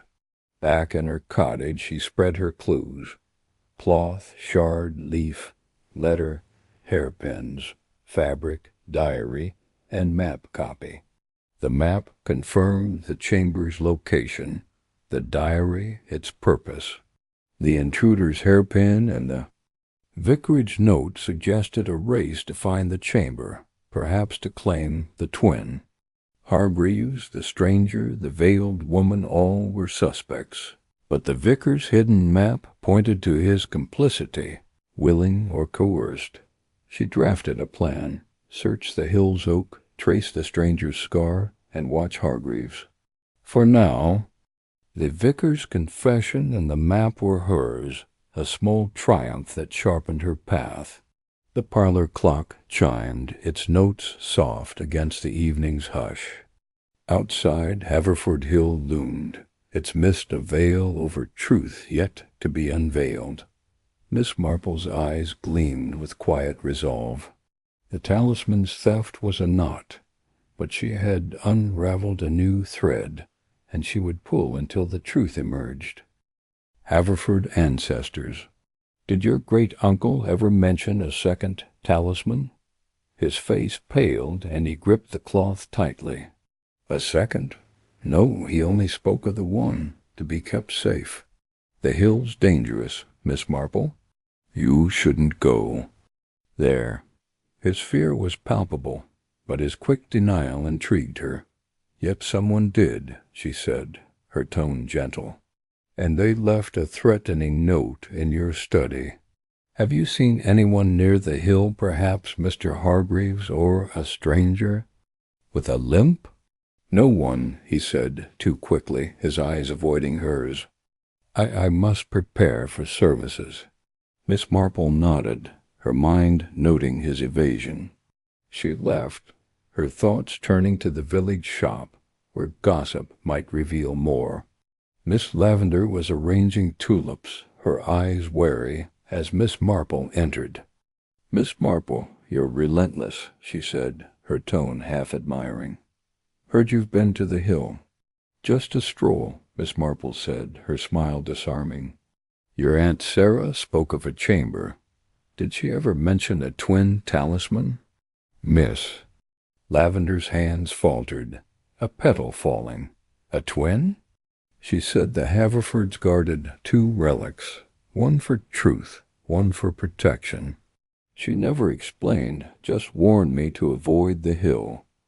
Miss Marple's pulse quickened. Sarah's tale matched the chamber's note, confirming the second talisman's role. She thanked Miss Lavender and left, spotting Mr. Hargreaves across the street, his face pale as he watched her. She considered confronting him, but the chamber's discovery was too fresh, its danger too real. Back in her cottage, she examined the second talisman, its runes glowing faintly in the lamplight. The cross rune was new, perhaps a key to the boxes, lock, or another chamber. She copied the note, "The twin unlocks the truth," and compared it to the 1873 letter's warning. The intruder's hairpin, the vicar's map, the diary's confession all pointed to a race for the chamber's secret, perhaps to clear Edward's name or expose his guilt. She visited Mr. Thorne's forge, probing for gossip. "Heard anything odd about the hill?" she asked, her tone casual. Thorne grunted, sharpening a blade. "Folks say it's haunted, especially after dark. Hargreaves was seen there last night, poking around. Strange for a clockmaker." Miss Marple nodded, her mind linking Hargreaves' Hill walks to the chamber's scratches. She returned home, spreading her clues: cloth, shard, leaf, letter, hairpins, fabric, diary, map, second talisman, and note. The chamber was real, its twin talisman a key to the Haverford mystery. The rock's fall suggested danger, but her discovery was a triumph, sharpening her path. She drafted a plan: study the second talisman's runes, watch Hargreaves, and trace the stranger. For now the chamber's secret was hers, a small victory. That fueled her resolve. The parlor clock chimed, its notes soft against the evening's hush. Outside, Haverford Hill loomed, its mist a veil over truths yet to be unveiled. Miss Marple's eyes gleamed with quiet triumph. The talisman's theft was a knot, but she had unraveled a new thread, and she would pull until the truth emerged. Chapter 7. The Hill's Hidden Chamber. The morning mist hung over St. Mary Mead like a delicate shroud, softening the village's thatched roofs and cobblestone paths with a ghostly sheen. Miss Jane Marple stood at her parlor window, her sharp, blue eyes fixed on the looming silhouette of Haverford Hill, its slopes cloaked in a fog that seemed to pulse with secrets. The faint aroma of chamomile tea mingled with the polish of her oak table, where her clues were meticulously arranged. The green cloth with its crescent moon embroidery, the bronze shard etched with a spiral rune, the inky leaf from the hills. Path, a copied letter from 1873, warning of the talisman's danger, a shred of coarse black fabric, 2 hairpins with spiral runes, Edward Haverford's diary confessing a murder, and a copied map from the vicar's hidden desk panel, marking an oak on the hill. Her knitting needles lay silent, her mind weaving a pattern from the threads of the talisman's theft. The vicar's confession had been a breakthrough, revealing his Haverford ancestry and a scandal tied to Edward's alleged murder of his brother, William, in 1873. The map, with its note about a twin guarding a chamber, confirmed the diary's hints of a hidden place beneath the hill, its entrance marked by an oak. The midnight intruder's theft of the cryptic note the hill hides. A secret. Shadows dance on Haverford Hill, and the threatening note in the vicar's study returned the talisman, or blood will spill suggested a desperate race to uncover or conceal the chamber's truth. Mr. Hargreaves, the clockmaker, with his talisman. Sketch and lockpick remained a suspect, as did the stranger with the limp and the veiled woman from the bazaar.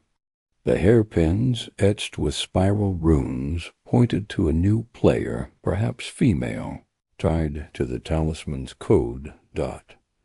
Miss Marple's thoughts turned to the hill. The map's oak was a beacon, and the diary's runes, crescent moon, spiral, cross were a key to the chamber.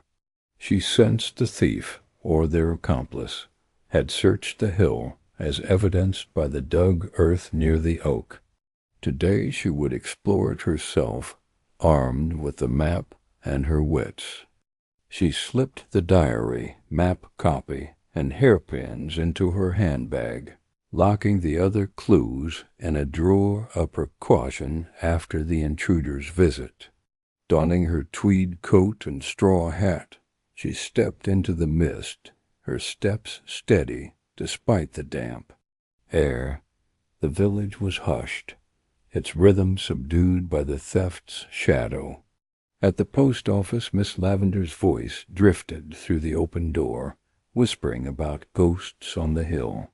Miss Marple caught the words, her ears sharp, but her focus was on the path to Haverford Hill.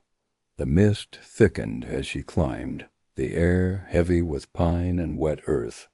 The oak from the map stood gnarled and ancient, its roots clawing the ground like fingers guarding a secret. She knelt, her magnifying glass glinting, and examined the earth. The dug patch was undisturbed since her last visit, but a faint groove. In the bark caught her eye a crescent moon, carved subtly, as if guiding her. Her pulse quickened. She traced the map's lines, noting the oak's position near a rocky outcrop. The diary mentioned a stone door, and she scanned the ground, her fingers brushing mossy stones. One slab, half buried, felt unnaturally smooth, its edge etched, with a spiral rune matching the bronze shard. She pressed it, her heart steady but alert, and heard a faint click. The slab shifted, revealing a narrow stone staircase descending into darkness. Its air cool and musty dot, Miss Marple hesitated, her umbrella in hand, not for rain, but for defense. The chamber was real, its entrance hidden for decades. She lit a small lantern from her handbag, its glow casting eerie shadows on the rough-hewn walls. The stairs were steep, but she descended carefully, her steps echoing. At the bottom, a damp chamber opened, its walls carved with runes, crescent moons, spirals, crosses mirroring the talisman's design. A rusted iron box sat in the center, its lid etched with a crescent moon and a lock too intricate for her hairpin or thorn's pick. She examined the box, noting scratches around the lock, as if someone had tried to open it recently. Inside, a faint glint caught her light, a bronze disc, identical to the talisman but etched with different runes, including a cross not seen before. A folded paper lay beside it, its ink faded but legible. The twin unlocks the truth. Guard it, or the hill claims all. Her heart raced. The twin was a second talisman, as the vicar's map had hinted, and its presence confirmed the diary's tale of a hidden truth dot. As she reached for the disk, a shadow flickered at the chamber's edge, and a stone clattered behind her. She spun, her lantern casting wild shadows, but the staircase was empty.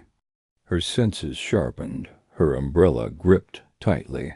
Someone had followed her, perhaps the intruder, or Hargreaves, or the stranger with the limp.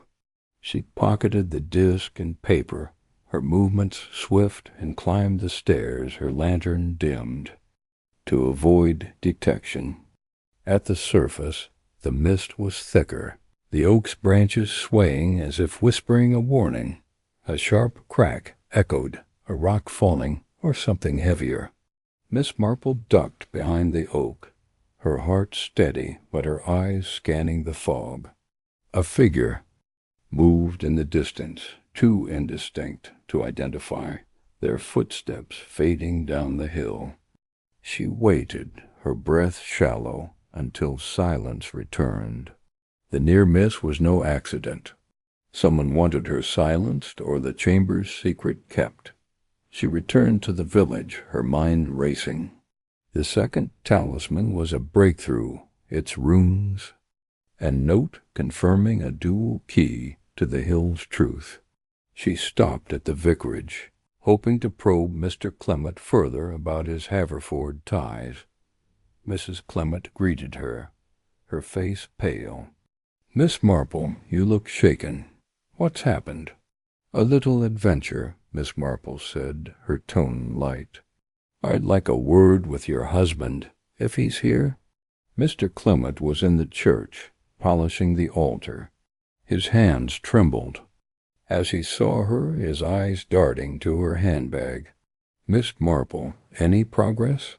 he asked, his voice strained. Chapter 8. The Stranger's Motive. The midday sun pierced the mist over St. Mary Mead, casting a fragile light across the village's cobblestone lanes and thatched roofs. Yet Haverford Hill remained cloaked in a veil of fog, as if guarding its secrets with a jealous hand. Miss Jane Marple sat in her parlor, the faint scent of chamomile tea mingling with the polish of her oak table. Before her lay an intricate web of clues, the green cloth embroidered with a crescent moon, the bronze shard with its spiral rune, the inky leaf from the hill's path, a copied letter from 1873 warning of the Talisman's danger, a shred of coarse black fabric, 2 hairpins etched with spiral runes, Edward Haverford's diary confessing a murder, a copied map marking an oak on the hill, a second talisman with a unique cross rune, and a note from the hidden chamber reading, "The twin unlocks the truth. Guard it, or the hill claims all." Her knitting needles lay silent, her sharp blue eyes tracing the clues, as her mind wove them into a tightening tapestry.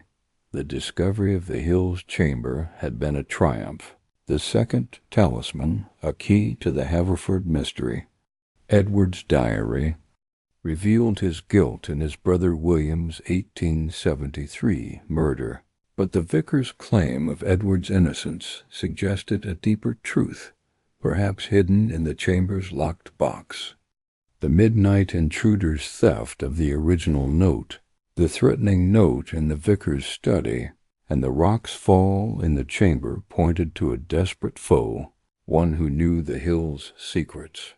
Mr. Hargreaves, with his talisman sketch and lockpick, was a suspect, but the stranger with the limp, seen at the bazaar and on the hill, intrigued her most today. His scar, his questions about the Haverfords, and his meeting with Hargreaves at the bazaar suggested a motive tied to the talisman's theft. Miss Marple's thoughts turned to the stranger's trail. Miss Lavender had described him a man with a scarred hand, leaning on a cane, asking about the Haverford manor.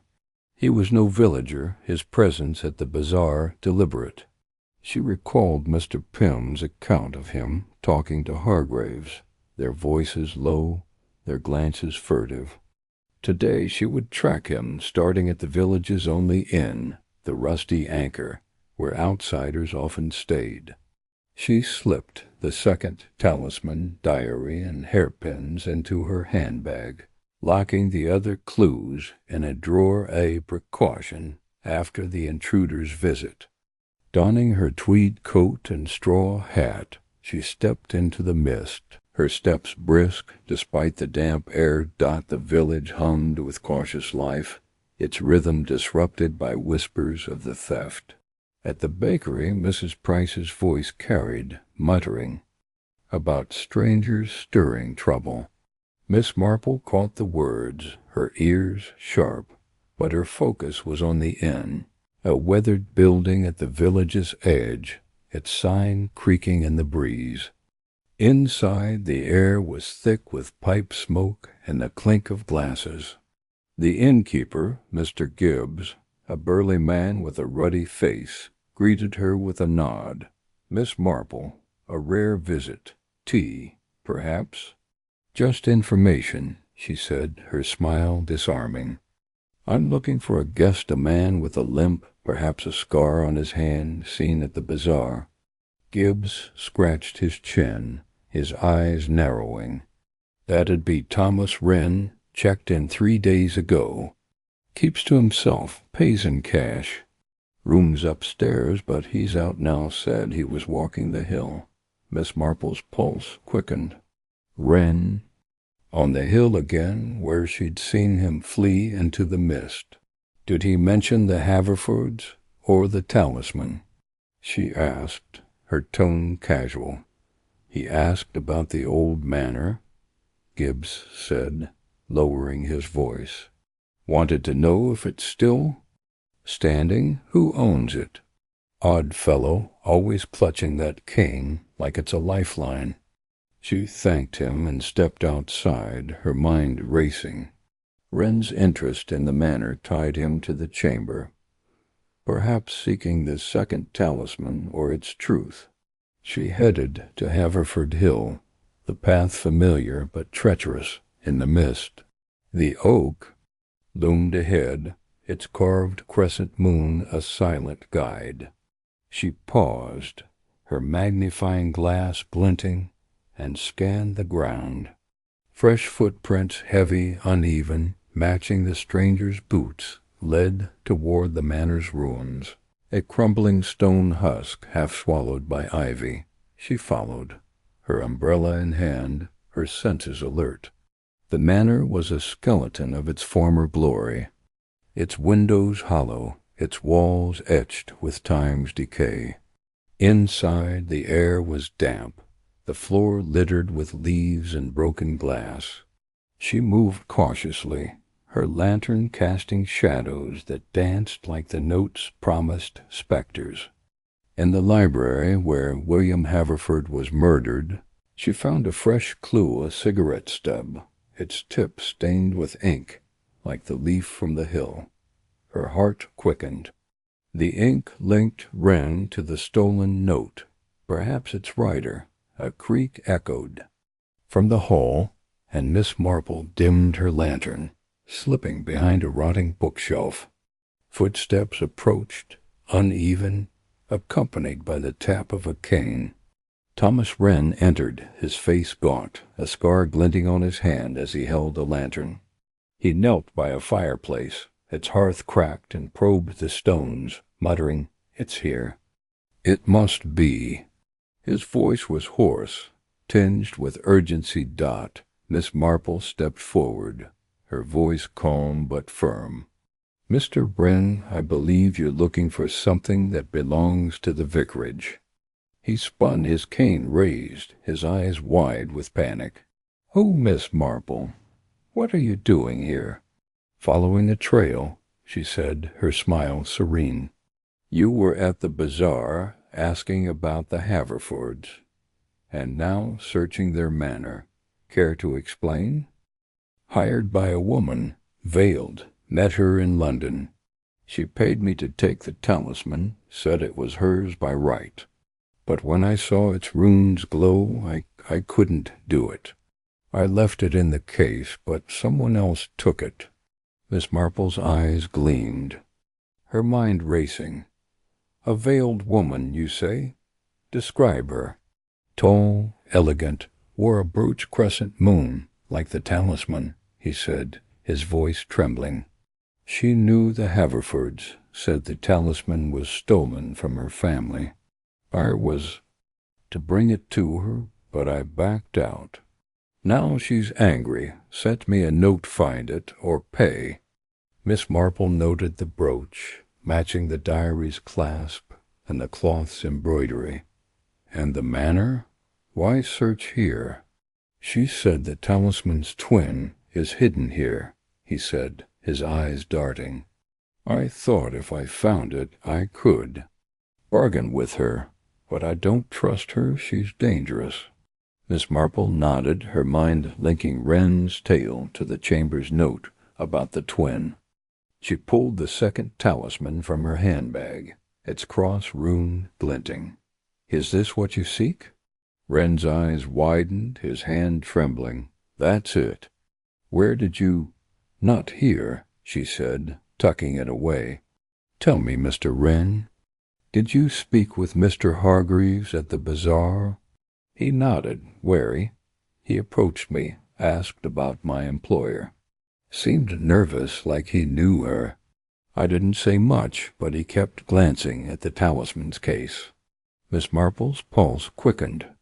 Hargreaves' connection to the veiled woman was a new thread.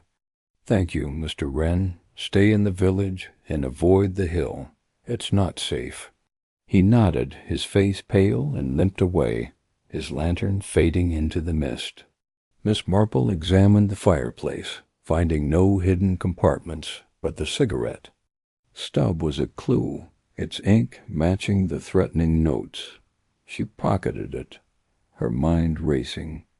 Wren was a pawn, hired by the veiled woman, but his fear suggested she was the true threat, perhaps tied to the Haverfords' past. She returned to the village, stopping at the vicarage to probe the vicar about the veiled woman. Mrs. Clement was in the garden, her hands muddy from planting. "Miss Marple, you're tireless," she said, smiling faintly. "Any news?" "A little," Miss Marple said, her tone light. "Did you see a woman at the bazaar, tall, veiled, with a crescent moon brooch?" Mrs. Clement frowned, thinking. "I think so. She asked about the Talisman's history, said she was a historian. I didn't catch her name, but she was near. The case, talking to Miss Lavender." Miss Marple nodded, her mind linking the woman to Wren's employer. She thanked Mrs. Clement and visited the shop, where Miss Lavender was arranging roses, her eyes wary. "Miss Marple, you're everywhere," she said, her tone cautious.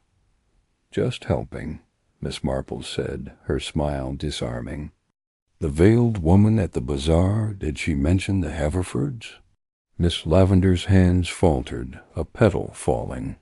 "She did, asked about their manner, said she was researching their history. She wore a brooch, crescent-shaped, and seemed intense." Miss Marple's pulse quickened. The brooch tied the woman to the Talisman's runes and Wren's tale. She thanked Miss Lavender and returned home, her mind racing. The veiled woman was a key player, perhaps a Haverford descendant, seeking the twin talismans. Wren's confession ruled him out as the thief, but his meeting with Hargreaves suggested the clockmaker's complicity. She spread her clues on the table: cloth, shard, leaf, letter, hairpins, fabric, diary, map, second talisman, chamber note, and cigarette stub. The stranger's motive was clear hired to steal, he faltered, leaving another to take the talisman. The veiled woman with her crescent moon brooch was the mastermind, her identity tied to the Haverfords. Hargreaves, the vicar, the chamber, all were threads in a tightening net. She drafted a plan: identify the veiled woman, press Hargreaves, and study the second talisman's runes. For now, Wren's confession was a triumph, sharpening her path. The parlor clock chimed, its notes soft against the evening's hush. Outside, Haverford Hill boomed, its mist a veil over truths yet to be unveiled. Miss Marple's eyes gleamed with quiet resolve. The talisman's theft was a knot, but she had unraveled a new thread, and she would pull until the truth emerged. Chapter 9. The Veiled Woman. The afternoon light filtered through the mist over St. Mary Mead, casting a muted glow across the village's cobblestone lanes and thatched cottages. Yet Haverford Hill stood resolute, its slopes shrouded in a fog that seemed to breathe with secrets. Miss Jane Marple sat in her parlor, the faint scent of chamomile tea mingling with the polish of her oak table, where her clues formed a meticulous mosaic: the green cloth with its crescent moon embroidery, the bronze shard etched with a spiral rune, the inky leaf from the hill's path, a coppered letter from 1873 warning of the talisman's danger, a shred of coarse black fabric, 2 hairpins with spiral runes, Edward Haverford's diary confessing, a murder, a copied map marking an oak on the hill, a second talisman with a cross rune, a chamber note reading, the twin unlocks the truth, and a cigarette stub stained with ink. Her knitting needles lay silent, her sharp blue eyes tracing the clues as her mind wove them into a tightening web. Thomas Wren's confession had shifted the mystery's tide. Hired by a veiled woman to steal the talisman, he had faltered when its runes glowed, leaving another to take it. Her crescent moon brooch, matching the diary's clasp and the cloth's embroidery, marked her as a key player, perhaps a Haverford descendant seeking the twin talisman's truth. Mr. Hargreaves' furtive meeting with Wren at the bazaar suggested complicity, while the vicar's hidden map and Haverford ties hinted at fear of exposure. The midnight intruder's hairpin and the threatening note return the talisman, or blood will spill pointed to a desperate foe, and the veiled woman was now Miss Marple's focus. She recalled Miss Lavender's account of the woman at the bazaar, tall and elegant, asking about the talisman's history. Mrs. Clement had seen her too near the display case, her intensity notable. The brooch was a clue, its crescent moon a symbol tying her to the Haverford secret chamber. Miss Marple resolved to identify her, starting with the village tea shop, where gossip flowed freely. She slipped the second talisman, diary, and cigarette stub into her handbag, locking the other clues in a drawer, a precaution after the intruder's visit. Donning her tweed coat and straw hat, she stepped into the mist, her steps brisk despite the damp air dot the village hummed with cautious chatter, its rhythm taut with the theft's shadow. At the tea shop, Mrs. Price bustled behind the counter, her apron dusted with flour. "Miss Marple, any news on that cursed talisman?" she asked, her voice low. "Patience, dear," Miss Marple said, her smile disarming. "I'm curious about a woman at the bazaar, tall, veiled, with a crescent moon brooch." "Did you see her?" Mrs. Price frowned, pouring tea. "I did, now you mention it. She took tea alone, kept her veil down, but that brooch glinted caught everyone's eye. She spoke to Miss Lavender, then left quickly." Miss Marple nodded, her mind sparking. The woman's solitude suggested caution, her brooch a deliberate clue. She sipped her tea, her eyes scanning the shop. Mrs. Hargreaves, the clockmaker's wife, sat in a corner, her hands fidgeting with a scarf. Miss Marple's pulse quickened. Mrs. Hargreaves was tall, her manner reserved, and her husband's involvement made her a suspect. She approached, her tone gentle. "Mrs. Hargreaves, you look troubled. The theft, perhaps?" Mrs. Hargreaves started, her eyes darting. "Oh, Miss Marple, it's yes, the village is uneasy. My husband's been sleepless, working late." Miss Marple noted her nerves, her scarf slipping to reveal a glint of silver, a brooch, crescent-shaped, pinned to her blouse. Her heart raced, but her face remained serene. "I see you favor crescents like the talisman's design. Were you at the bazaar?" Mrs. Hargreaves' fingers tightened on her scarf. "Briefly, to buy cakes. I didn't stay long." "Curious," Miss Marple said, her tone soft but probing. "A woman with a similar brooch was there, asking about the Haverfords. You've lived here years, any family ties to them?" Her face paled, and she stood abruptly. "None. I must go. My husband needs me." She hurried out, her scarf trailing, leaving Miss Marple with a sharpened suspicion. The brooch was no coincidence. Mrs. Hargreaves was likely the veiled woman, her nerves betraying her dot as Miss Marple paid for her tea. A scream pierced the air, coming from the vicarage. She rushed out, joining a small crowd gathering on the lane. Mrs. Clement stood at the vicarage gate, her hands trembling. "The study's been ransacked," she cried. "Papers everywhere, the desk torn apart." Miss Marple followed her inside, the crowd's murmurs fading. The study was chaos books strewn, drawers open, the hidden panel ajar, its box gone. The vicar stood pale, wringing his hands. "It happened this morning," he said. "The door was locked, but someone broke in." Miss Marple examined the desk, noting fresh scratches on the panel, like those from her intruder's hairpin. "The map?" she said, her voice calm. "Was it taken?" The vicar nodded, his eyes avoiding hers. "The box, too." I didn't tell you everything, Miss Marple. My great-uncle left a letter with the map, warning of a second talisman. I hid it, fearing its truth would ruin us." Her mind raced, linking the ransacking to her chamber discovery. The thief knew of the twin talisman, perhaps from Wren's failure or Hargreaves' sketches. She reassured the Clements, her eyes scanning the study.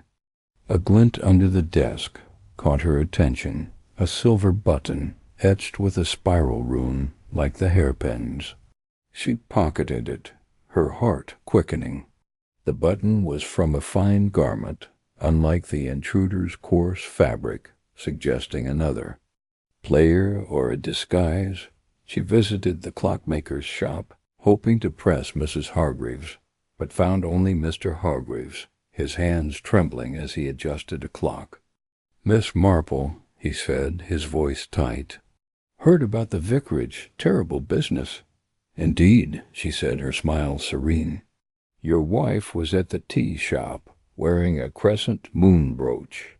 She seemed troubled. Is she well?" His face paled, and he dropped a gear. "She's fine, just shaken by the theft.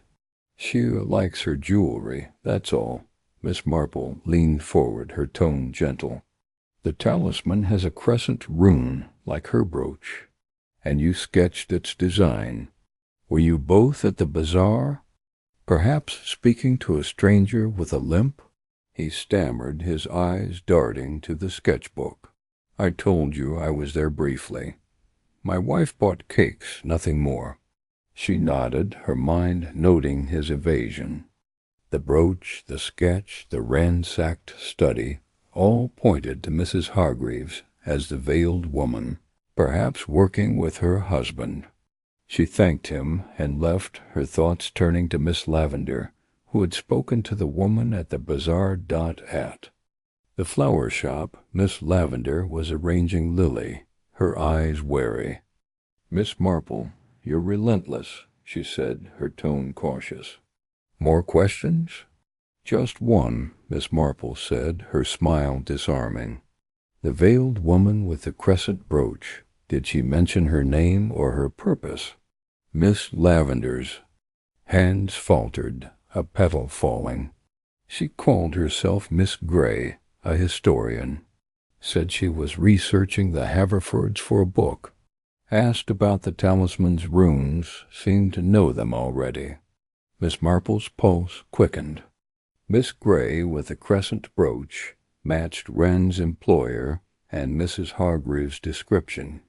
She thanked Miss Lavender and returned home, her mind racing. The ransacking suggested Mrs. Hargreaves or Miss Grey sought the vicar's map. Perhaps unaware, Miss Marple had copied it. The silver button with its spiral rune was a new clue. Perhaps from her disguised dot in her cottage, she examined the button, its fine craftsmanship unlike the coarse fabric. She compared it to the second talisman's runes, noting the spirals. Precision. The diary's entries mentioned a chamber's truth, the map a path to its oak. Mrs. Hargreaves' brooch and nerves tied her to the theft, but the button suggested another layer, perhaps a partner, or a deliberate misdirection. She visited Mr. Thorne's forge, probing for gossip. "Heard anything about a Miss Gray or Mrs. Hargreaves?" she asked, her tone casual. Thorne grunted, polishing a blade. "Mrs. Hargreaves was here yesterday, ordering a lock for their shop. Seemed jumpy, kept looking over her shoulder." Miss Marple nodded, her mind linking the lock to the ransacked study. She returned home, spreading her clues. Cloth, shard, leaf, letter, hairpins, fabric, diary, map, second talisman, chamber note, cigarette stub, and silver button. Mrs. Hargreaves was the veiled woman, her brooch a Haverford relic, her motive tied to the chamber's truth. The button suggested a second player, perhaps the intruder. Working with or against her, she drafted a plan. Confront Mrs. Hargreaves, watch Wren, and study the button's origin. For now the veiled woman's identity was a triumph, sharpening her path. The parlor clock chimed its notes soft against the evening's hush. Outside, Haverford Hill loomed, its mist a veil over truths yet to be unveiled. Miss Marple's eyes gleamed with quiet resolve. The talisman's theft was a knot, but she had unraveled a new thread, and she would pull until the truth emerged. Chapter 10. The panel's revelation. The late afternoon light filtered through the persistent mist over St. Mary Mead, casting a muted glow across the village's cobblestone paths and thatched roofs. Yet Haverford Hill loomed like a silent sentinel, its slopes shrouded in a fog that seemed to guard its secrets with a stubborn will. Miss Jane Marple sat in her cozy parlor, the faint scent of chamomile tea mingling with the polish of her oak table. Before her lay a complex array of clues, the green cloth embroidered with a crescent moon, the bronze shard etched with a spiral rune, the inky leaf from the hill's path, a coppered letter from 1873 warning of the talisman's danger, a shred. Of course, black fabric, 3 hairpins with spiral runes, Edward Haverford's diary confessing a murder, a coppered map marking an oak on the hill, a second talisman with a unique cross rune, a note from the hidden chamber reading, the twin unlocks, the truth, guard it or the hill claims all, and a cigarette stub stained with ink. Her knitting needles lay silent, her sharp blue eyes tracing the clues as her mind wove them into an ever-tightening net.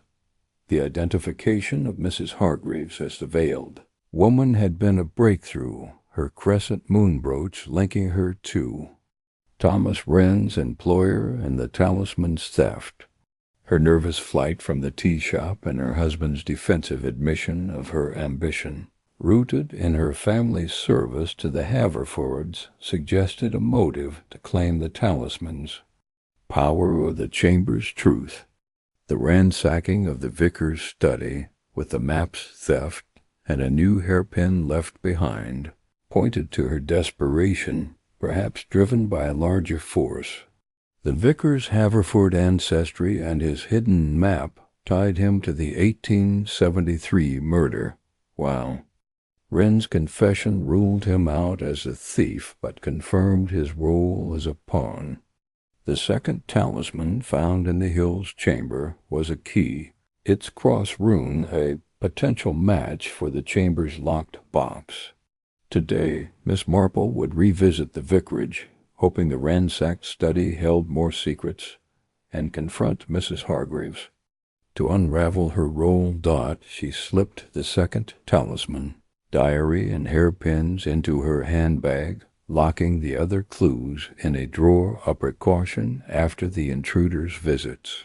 Donning her tweed coat and straw hat, she stepped into the mist, her steps brisk despite the damp air.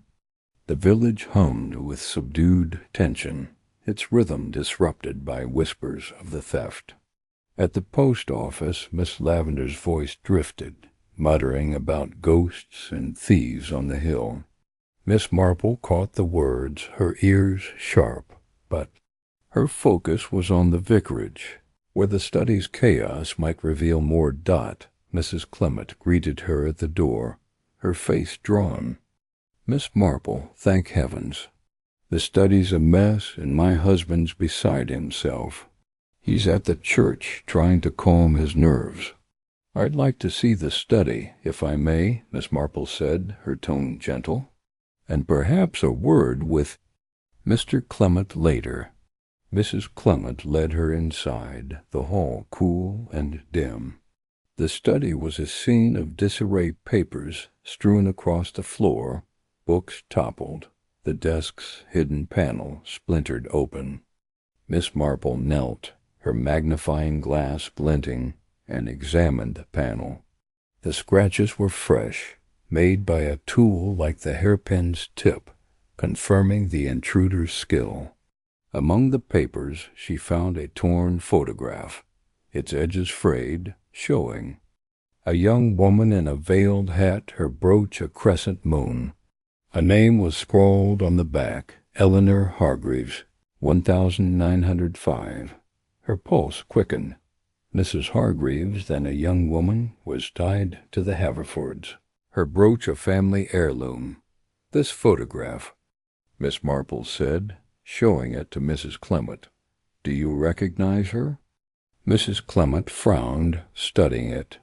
"That's Mrs. Hargreaves, years ago. Her family served the Haverfords, I think. She never speaks of it, but my mother mentioned her mother was their maid." Miss Marple nodded, her mind racing. The photograph. Was a clue, linking Mrs. Hargreaves to the veiled woman and the talisman's history. She sifted through the papers, finding a letter fragment, its ink faded but legible. The twin must remain hidden, lest the truth destroy. The handwriting matched the 1873 letter, suggesting a Haverford warning passed down. She pocketed the fragment, her heart steady but alert dot as she straightened. A faint creak came from the hall. She stepped to the door, her umbrella in hand, but saw only shadows. Her senses sharpened, recalling the intruder's stealth. "Mrs. Clement, was the study locked after the ransacking?" she asked. "Yes, but the window was ajar this morning," Mrs. Clement said, her voice trembling. "I thought it was the wind, but now I'm not sure." Miss Marple examined the window, noting fresh scratches on the latch like those in her cottage. A shred of green thread fine, like the cloth's weave, clung to the sill. Her pulse quickened. The thread suggested Mrs. Hargreaves, or someone mimicking her, had returned. She thanked Mrs. Clement and stepped into the garden, where a faint footprint, small, delicate, matched the intruder's from before. Dot. Her next stop was the clockmaker's workshop, determined to confront Mrs. Hargreaves. The shop was a ticking haven, clocks lining the walls like restless sentinels. Mr. Hargreaves was at his counter, his fingers trembling as he polished a clock face. "Miss Marple," he said, his voice tight. "What now? Is your wife here?" she asked, her tone light but firm. "I'd like a word about her brooch and her presence at the bazaar." He paled, his eyes darting to the back room. "She's out, visiting her sister. She wasn't at the bazaar, I told you." Miss Marple leaned forward, her eyes gleaming. "Yet a photograph from 1905 shows her with a crescent moon brooch, and a man hired to steal the talisman described her." She ransacked the vicar's study, didn't she?" His hands shook, knocking a clock to the floor. "You're wrong. Eleanor's no thief. She wanted the talisman, yes, thought it could right old wrongs. Her family served the Haverfords. Lost everything when they fled. She hired Wren, but when he failed, someone else took it. She's terrified now, says someone's watching her." Miss Marple's mind raced. Mrs. Hargreaves' motive, reclaiming her family's honor, was clear, but her fear suggested a greater threat, perhaps the true thief. "Who's watching her, Mr. Hargreaves?" "I don't know," he said, his voice breaking. "She got a note, like the vicar's, threatening her to stay quiet. She's hiding, won't tell me where." Miss Marple nodded, her thoughts turning to the green thread. "Thank you, Mr. Hargreaves. Tell her I'd like to help if she'll speak with me." As she left, a figure darted across the street. Mrs. Hargreaves, her scarf slipping, her eyes wide with panic. Miss Marple followed, her steps measured to the village edge, where Mrs. Hargreaves vanished into a narrow alley. She paused, her umbrella in hand, but the mist was too thick to pursue. Instead, she returned to the vicarage, hoping the study's panel held more dot. Mr. Clement was back, his face pale as he sorted papers. "Miss Marple, this chaos is unbearable," he said, his voice strained. "Have you found anything?" "A photograph of Mrs. Hargreaves," she said, showing it, "and a letter fragment warning of the twin. Your panel hid more than a map, didn't it?" He hesitated, his eyes darting to the desk. I didn't know about the photograph. My great-uncle left papers, warnings about the talisman. I hid them, fearing they'd stir trouble." Miss Marple leaned forward, her tone gentle but probing. "And the panel? Did it hold another clue?" He sighed, his shoulders sagging. "Yes, a key, crescent shape, meant for the talisman's lock. It was stolen in the ransacking." Her pulse quickened. The key explained the scratches on the chamber's box. She thanked him and examined the panel again, finding a hidden groove, barely visible. Pressing it, she uncovered a small compartment, empty but lined with velvet, its edges stained with ink. A folded note lay inside, its handwriting jagged. "The twin is mine. Leave the hill, or pay." Her heart raced. The note, like the vicar's threat, confirmed a mastermind, perhaps manipulating. Mrs. Hargreaves' dot. She visited Miss Lavender at the flower shop, probing for gossip. "Mrs. Hargreaves' family served the Haverfords," she said, her tone casual. "Did your Aunt Sarah mention a key?" Miss Lavender's hands faltered, a petal falling. "Aunt Sarah said the Haverfords had a key shaped like the moon to unlock their secrets. She warned it was dangerous, tied to the chamber." Miss Marple's mind raced. The key, the twin talisman, the chamber's box, all were linked. She thanked Miss Lavender and returned home, spreading her clues. Cloth, shard, leaf, letter, hairpins, fabric, diary, map, second talisman, chamber note, cigarette stub, photograph, letter fragment, green thread, a new note. The panels. Revelation, the key's theft, Mrs. Hargreaves' flight, pointed to a desperate foe, perhaps a Haverford descendant pulling strings. She drafted a plan. Find Mrs. Hargreaves, study the talisman's runes, and revisit the chamber. For now, the key's loss was a triumph, sharpening her path. The parlor clock chimed, its notes soft against the evening's hush. Outside, Haverford Hill loomed, its mist a veil over truths yet to be unveiled. Miss Marple's eyes gleamed with quiet resolve. The talisman's theft was a knot, but she had unraveled a new thread, and she would pull until the truth emerged. Chapter 11. The Clockmaker's Burden. The evening mist draped St. Mary Mead in a silvery veil, softening the village's cobblestone lanes and thatched roofs with a ghostly hush. Miss Jane Marple sat in her cozy parlor, the faint glow of an oil lamp casting flickering shadows across the polished oak table.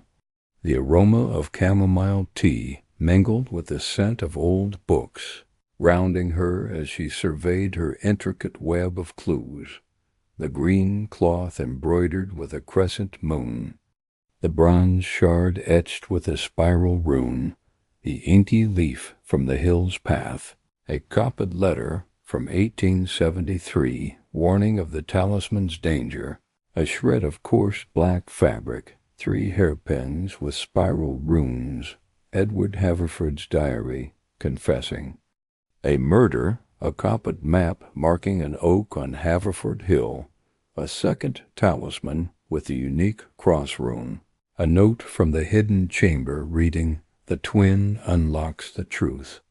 Guard it, or the hill claims all, a cigarette stub stained with ink, a 1905 photograph of Eleanor Hargreaves with a crescent moon brooch, a letter fragment warning of the twin, a green thread from the vicarage window, and a threatening note from the vicar's steady reading, the twin is mine.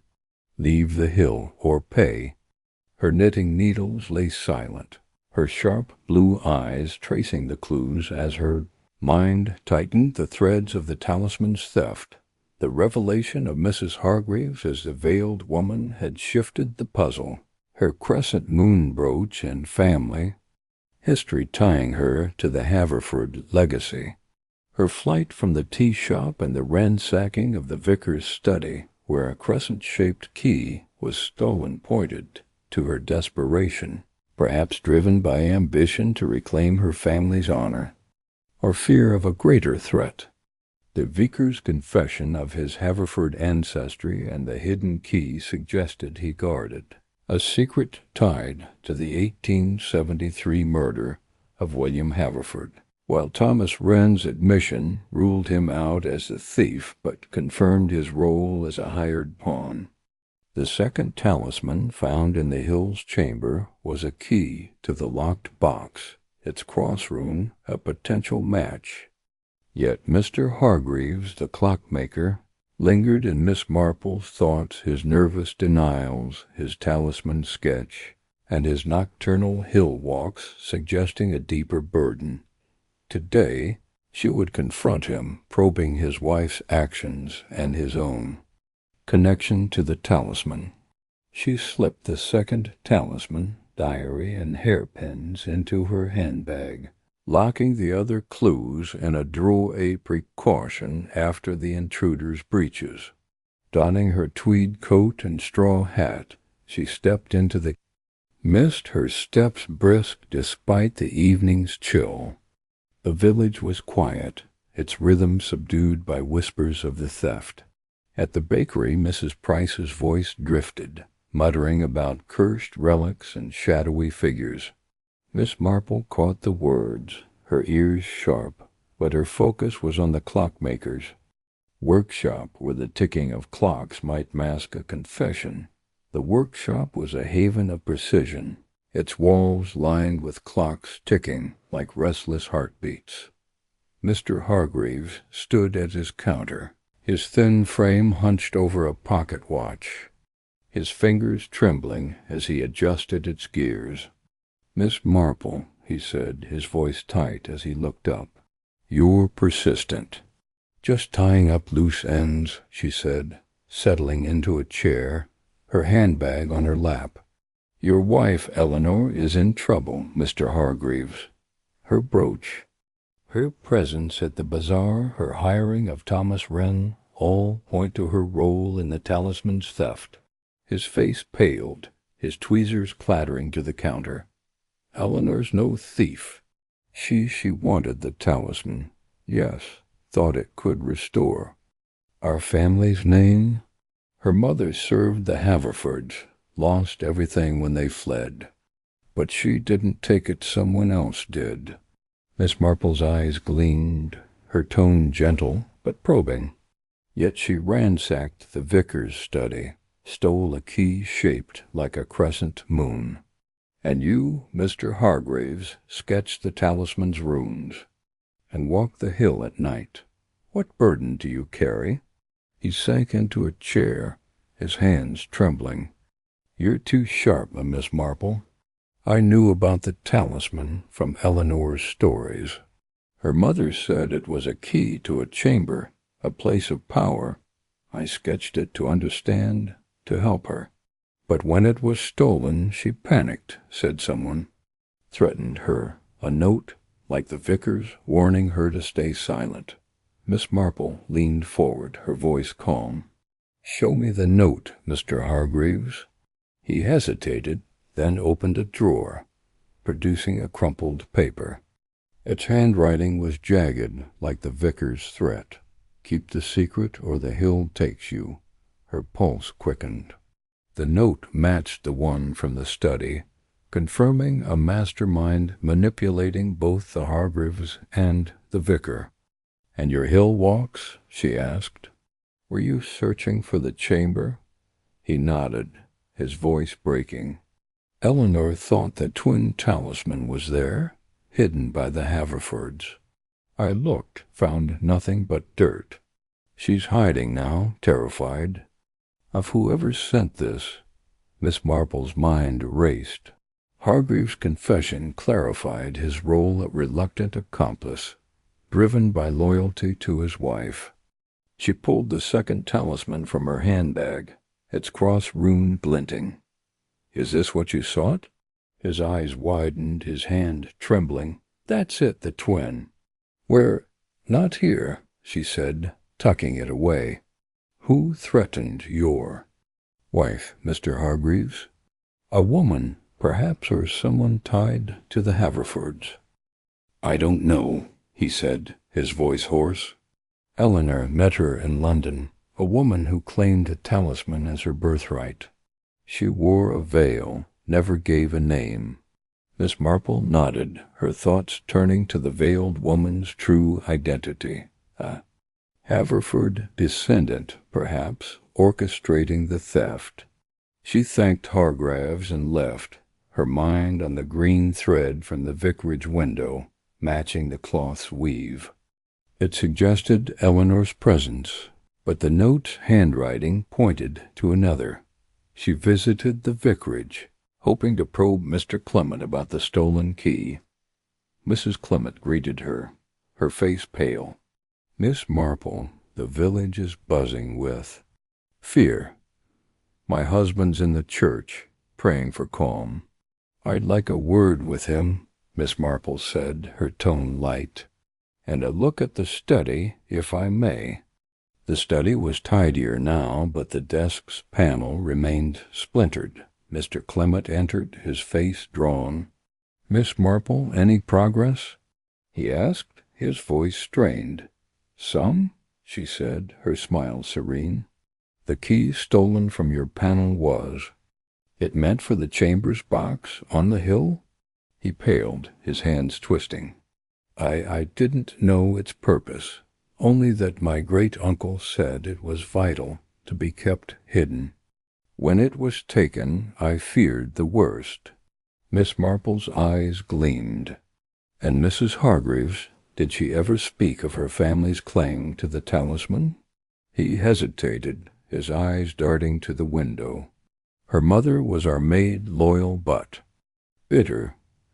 She claimed the Haverfords owed her family, said the talisman was rightfully theirs. Her pulse quickened. The Hargreaves claimed the stolen key, the threatening notes, all pointed to a conspiracy, with Eleanor as a pawn. She thanked the vicar and stepped into the garden, where a faint glint caught her eye, a silver button, etched with a spiral rune, half buried in the dirt. Her heart raced.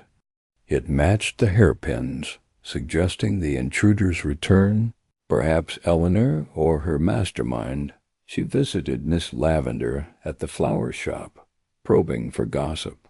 Mrs. Hargreaves' family served the Haverfords, she said, her tone casual. Did your Aunt Sarah mention their claim to the talisman? Miss Lavender's hands faltered, a petal falling. Aunt Sarah said the Hargreaves were greedy, thought the talisman could make them rich. She warned they'd stir trouble if they sought it. Miss Marple's mind raced. The button, the notes, the keys theft all confirmed Eleanor's role, but her fear suggested a greater threat.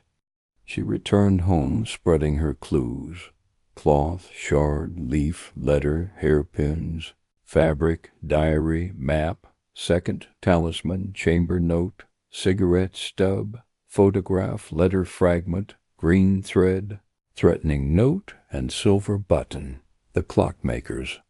Burden protecting his wife, sketching the talisman, was a key thread, but the veiled woman's mastermind loomed larger. She drafted a plan, find Eleanor, study the talisman's runes, and revisit the chamber with the second talisman. For now, Hargreaves' confession was a triumph, sharpening her path. The parlor clock chimed, its notes soft against the evening's hush. Outside, Haverford Hill loomed, its mist a veil over truths yet to be unveiled. Miss Marple's eyes gleamed, with quiet resolve. The talisman's theft was a knot, but she had unraveled a new thread, and she would pull until the truth emerged. Miss Marple nodded, her mind racing. Describe her. Tall, dark eyes, a voice like ice, Eleanor said, her voice breaking. She knew the chamber, the twin, everything. She's here, watching. A shadow flickered at the staircase's mouth, and Miss Marple gripped her umbrella, her senses sharp. Stay here, she said, moving toward the stairs, but the shadow vanished, leaving only a faint echo of footsteps. She returned to Eleanor, who was trembling. The knife dropped. "Help me, Miss Marple," she whispered. "I didn't steal." I believe you," Miss Marple said, her tone soothing. She pocketed the medallion, vial, and letters, helping Eleanor to the surface. The mist was thicker, the oak's branches swaying like silent warnings. She escorted Eleanor to the village, urging her to stay with Mrs. Clement for safety. At the vicarage, Mrs. Clement welcomed them, her face pale but kind. "Miss Marple, what's happened?" she asked, ushering Eleanor inside. "A misunderstanding," Miss Marple said, her smile serene. "Keep her safe, and don't let her leave." She spoke briefly with Mr. Clement, probing the stranger from the letters. "Your great-uncle mentioned a pact," she said. "Did he name the stranger?" He shook his head, his eyes troubled. "Only that it was a woman, a partner in their ventures, betrayed by William's greed." Miss Marple's pulse quickened. The stranger's descendant, a woman, was likely the mastermind. She thanked the Clements and visited Miss Lavender at the flower shop, probing for gossip. "Did your Aunt Sarah mention a woman tied to the Haverfords, perhaps a business partner?" Miss Lavender's hands faltered, a petal falling. "Aunt Sarah spoke of a lady, a partner in their trade, who vanished after the murder. She was fierce, said to curse the talisman." Miss Marple's mind raced. The woman's descendant, manipulating. Eleanor was the key. She returned home, spreading her clues. Cloth, shard, leaf, letter, hairpins, fabric, diary, map, second talisman, chamber note, cigarette stub, photograph, letter fragment, green thread, threatening note, silver button, medallion, vial, and new letters. The chamber's truth, Edward's innocence, the stranger's crime was a breakthrough, but the mastermind remained. She drafted a plan, identify the woman, protect Eleanor, and study the medallion's runes. For now the chamber's secrets were hers, a triumph sharpening her path.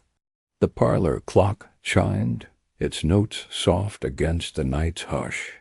Outside Haverford Hill loomed, its mist a veil over truths yet to be unveiled. Miss Marple's eyes gleamed with quiet resolve. The talisman's theft was a knot, but she had unraveled a new thread, and she would pull until the truth emerged. Chapter 12. The Chamber's Truth. The twilight mist clung to St. Mary Mead like a whispered promise, softening the village's cobblestone lanes and thatched roofs with a spectral glow. Miss Jane Marple sat in her cozy parlor, the faint flicker of an oil lamp casting dancing shadows across the polished oak table.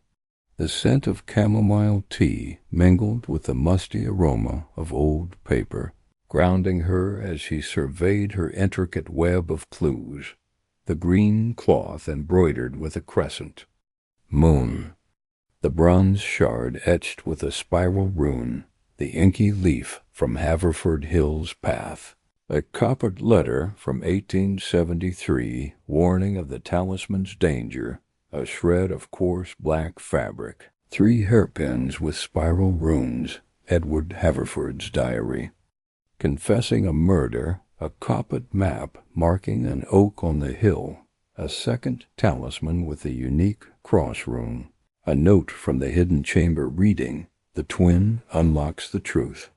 Guard it, or the hill claims all." A cigarette stub stained with ink, a 1905 photograph of Eleanor Hargreaves with a crescent moon brooch, a letter fragment warning of the twin, a green thread from the vicarage window, a threatening note from the vicar's study reading, "The twin is mine. Leave the hill or pay," and a silver button etched with a spiral rune. Her knitting needles lay silent, her sharp blue eyes tracing the clues, as her mind wove them into a tightening tapestry. Mr. Hargreaves' confession had been a pivotal moment, revealing his wife Eleanor's ambition to reclaim the talisman for her family's honor, driven by their history as Haverford servants. Her role as the veiled woman, hiring Thomas Wren, was clear, but her fear of a threatening note, "Keep the secret, or the hill takes you," suggested a mastermind pulling strings, possibly a Haverford descendant. The stolen crescent-shaped key. From the vicar's study, the ransacked desk and the silver button pointed to Eleanor's desperation. Yet the green thread and consistent handwriting of the threatening notes hinted at a larger force. The second talisman with its cross rune was a key to the chamber's locked box, which Miss Marple believed held the truth of Edward Haverford's 1873 murder of his brother, William, or his innocence, as the vicar claimed. Today she would return to the Hill's chamber, armed with the second talisman, to unlock the box and confront the truth. She slipped the second talisman, diary and hairpins, into her handbag, locking the other clues in a drawer of precaution after multiple intrusions. Donning her tweed coat and straw hat, she stepped into the mist, her steps steady despite the evening's chill. The village was hushed, its rhythm subdued by the theft's lingering shadow. At the bakery, Mrs. Price's voice drifted, muttering about ghosts haunting the hill. Miss Marple caught the words, her ears sharp, but her focus was on Haverford Hill, where the oak and stone door awaited. The hill's path was slick with dew, the mist thick as she reached the gnarled oak, its crescent moon carving a silent guide.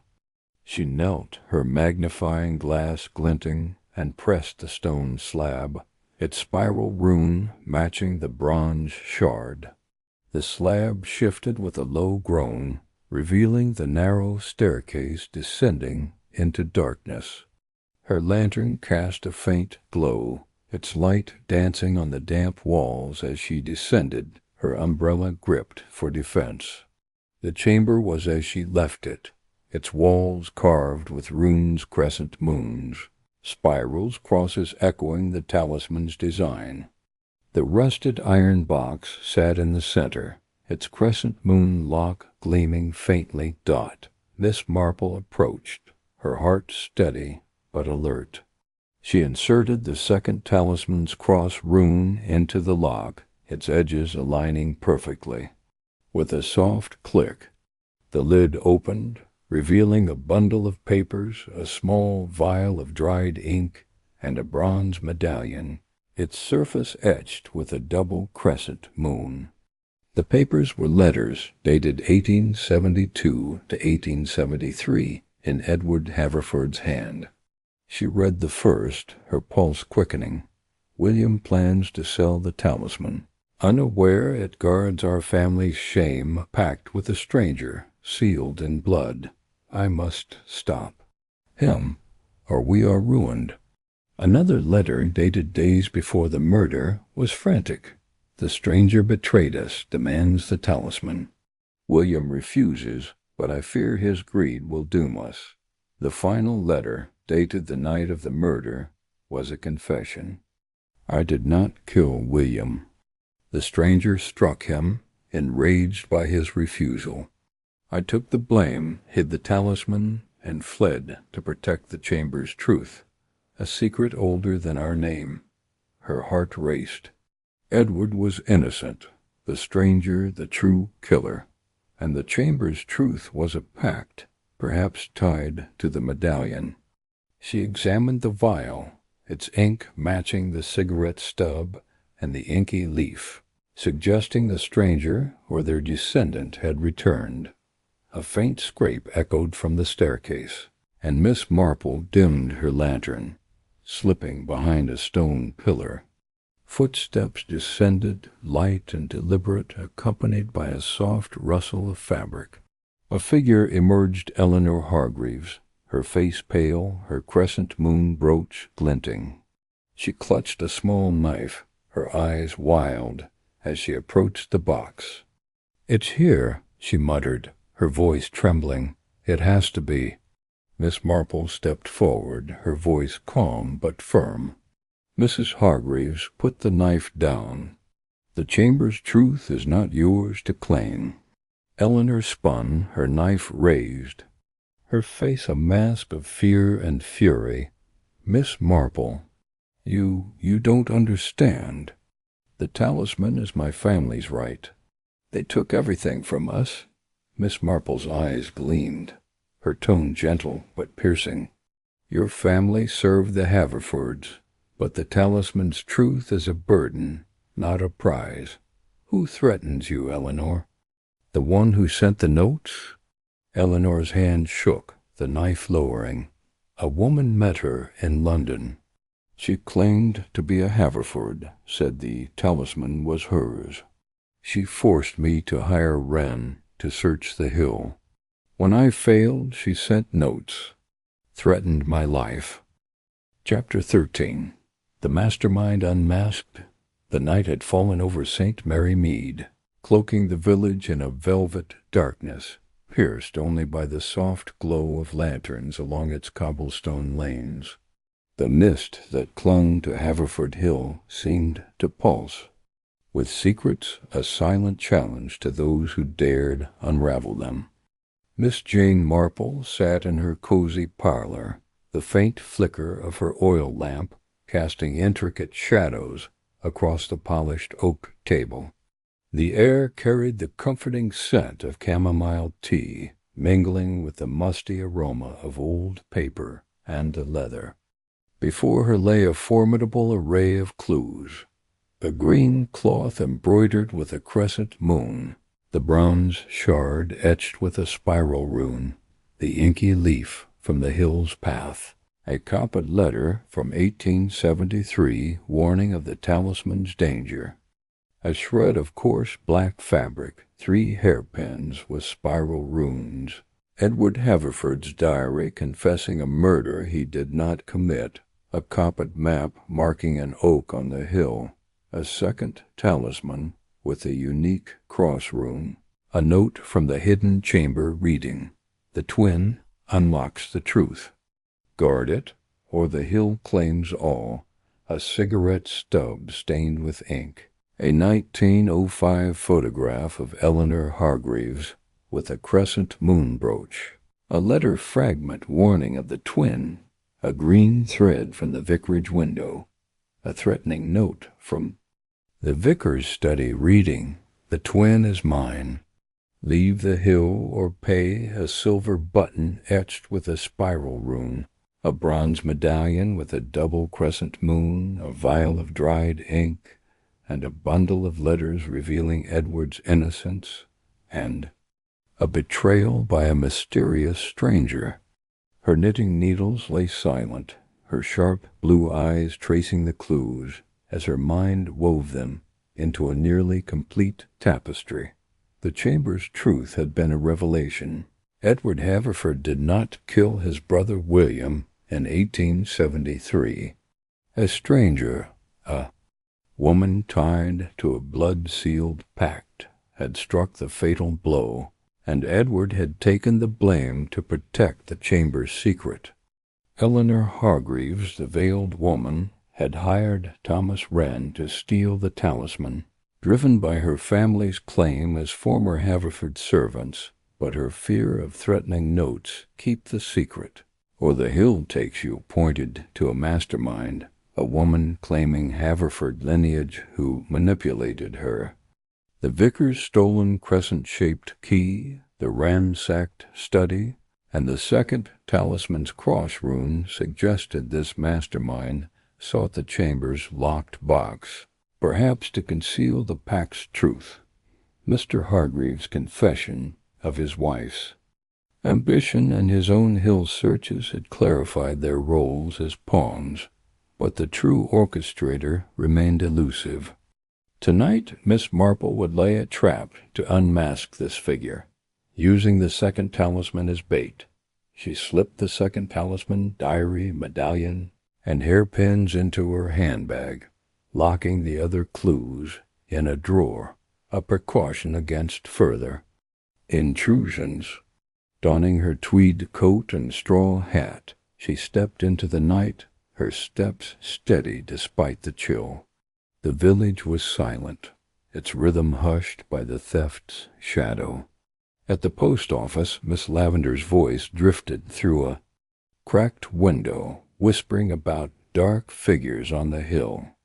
Miss Marple caught the words, her ears sharp, but her focus was on the vicarage, where she would plant a rumor to draw the mastermind out. Mrs. Clement answered the door, her face pale in the lantern's glow. "Miss Marple, so late. Is everything all right?" "Quite," Miss Marple said, her smile disarming. "I've a favor to ask. Let it slip at tomorrow's tea that I've found the second talisman and plan to open the chamber's box at midnight. Say I'll be at the Hills Oak alone." Mrs. Clement's eyes widened. "But that's dangerous. What if the thief—" "Trust me," Miss Marple said, her tone gentle but firm. "Gossip travels fast, and I need it to reach the right ears." Mrs. Clement nodded, reluctant but trusting. Miss Marple thanked her and visited the tea shop, where Mrs. Price was closing up. "Mrs. Price," she said, her voice low, "I found something on the hill, a second talisman. I'll examine it there at midnight. Please keep it quiet." Mrs. Price's eyes gleamed with curiosity. "Of course, Miss Marple, my lips are sealed." But her tone betrayed her eagerness to share, exactly as Miss Marple intended, satisfied. Miss Marple headed to Haverford Hill, her lantern dimmed to avoid notice. The oak loomed, its crescent moon carving a silent guide. She hid behind a boulder, her umbrella in hand, and waited, her senses sharp. The mist thickened, the night alive, with whispers of wind and rustling leaves. At midnight footsteps approached light, deliberate, accompanied by a faint rustle of silk. A figure emerged, tall and cloaked, a veil obscuring their face. They paused at the oak, their hand clutching a crescent-shaped key, the stolen one. From the vicar's study, Miss Marple stepped forward, her voice calm but piercing. "Good evening. I believe you're looking for something I hold." The figure spun, their veil slipping to reveal a woman's face, sharp-featured, with dark, intense eyes. "Miss Marple," she said, her voice like ice, "you're meddling in matters beyond you." "Not beyond truth," Miss Marple said, her eyes gleaming. She held up the second talisman, its cross-rune glinting. "You're a Haverford, aren't you? Seeking the chamber's secret to hide your ancestors' crime." The woman's eyes narrowed, her hand tightening on the key. "I'm Clara Haverford." Last of the line, "The talisman is mine, stolen by Edward's cowardice. My great-grandmother struck William to protect our pact, a deal for power, sealed in blood. The chamber holds proof, and I'll have it." Miss Marple's pulse quickened, her mind racing. "You hired Eleanor Hargreaves, sent threats to silence her and the vicar. But Edward was innocent, wasn't he? Your ancestors' betrayal drove him to flee. Clara's laugh was cold. Edward was weak, hiding the truth to save his name. I took the talisman, used Eleanor as a pawn. Give me the twin, or you'll regret it." Miss Marple stepped closer, her tone gentle but firm. "The truth is out, Clara. The letters in the chamber prove your ancestors' guilt. Return the talisman, and no more harm need come." Clara lunged, her key raised like a weapon, but Miss Marple swung her umbrella, knocking it from her hand. The key clattered to the ground, and Clara stumbled, her cloak catching on the oak. Miss Marple seized the moment, grabbing the key, and stepping back. "Enough, Clara. The village deserves peace." Footsteps echoed. Mr. Clement and Mr. Hargreaves, alerted by Mrs. Clement's worry, arrived with lanterns. "Miss Marple," the vicar called, "are you safe?" "Quite," she said, her smile serene as Clara glared, trapped by her own haste. She handed the key to Mr. Clement, her mind cataloguing Clara's confession. "Miss Haverford has much to explain." They escorted Clara to the vicarage, where Mrs. Clement called the constable. Miss Marple examined the key, its crescent shape matching the chamber's box. She returned home, her heart steady but triumphant.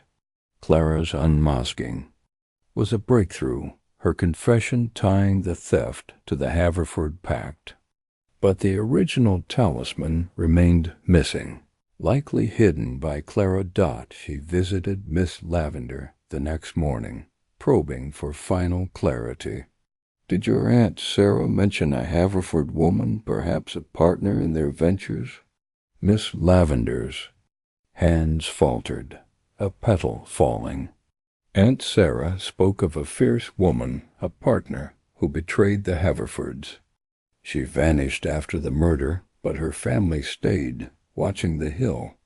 Miss Marple nodded, her mind complete. Clara was that woman's descendant, her motive vengeance and power. She spread her clues: cloth, shard, leaf, letter, hairpins. Fabric, diary, map, second talisman, chamber note, cigarette stub, photograph, letter fragment, thread, note, button, medallion, vial, letters, and key. Clara's confession was a triumph, but the talisman's recovery awaited. She drafted a plan: search Clara's belongings, study the medallion's runes, and secure the chamber. For now the mastermind's unmasking was a victory, sharpening her path. The parlor clock chimed, its notes soft against the dawn's hush. Outside Haverford Hill loomed, its mist lifting slightly, as if yielding to truth. Miss Marple's eyes gleamed with quiet resolve. The talisman's theft was a knot, but she had unraveled its core, and one final pull remained. Chapter 14. The Talisman's Return. The dawn broke over St. Mary Mead with a gentle clarity, the mist that had long cloaked the village lifting slightly, as if the secrets of Haverford Hill were ready to breathe free.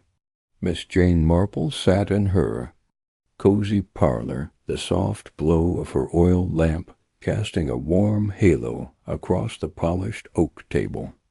The air carried the comforting scent of chamomile tea, mingling with the faint must of old paper and leather, grounding her as she surveyed her formidable array of clues.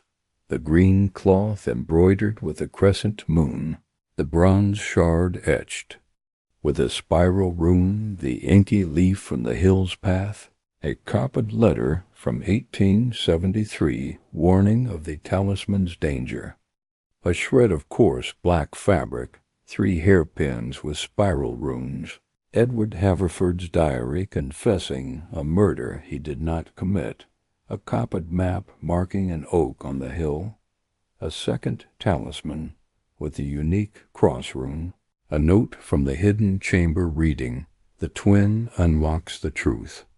Guard it, or the hill claims all," a cigarette stub stained with ink, a 1905 photograph of Eleanor Hargraves with a crescent moon brooch, a letter fragment warning of the twin, a green thread from the vicarage window, a threatening note from the vicar's study reading, "The twin is mine.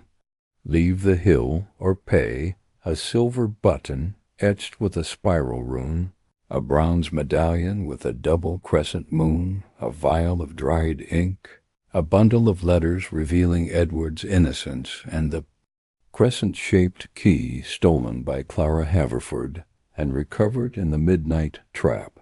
Her knitting needles lay silent, her sharp blue eyes tracing the clues as her mind wove them into a completed tapestry.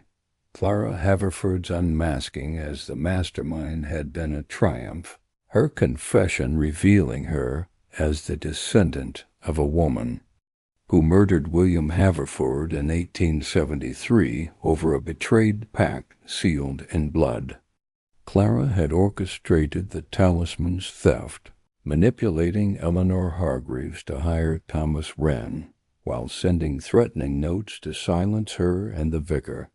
The second talisman found in the hill's chamber and the recovered key were keys to the chamber's locked box, which held proof of Edward's innocence and the stranger's crime.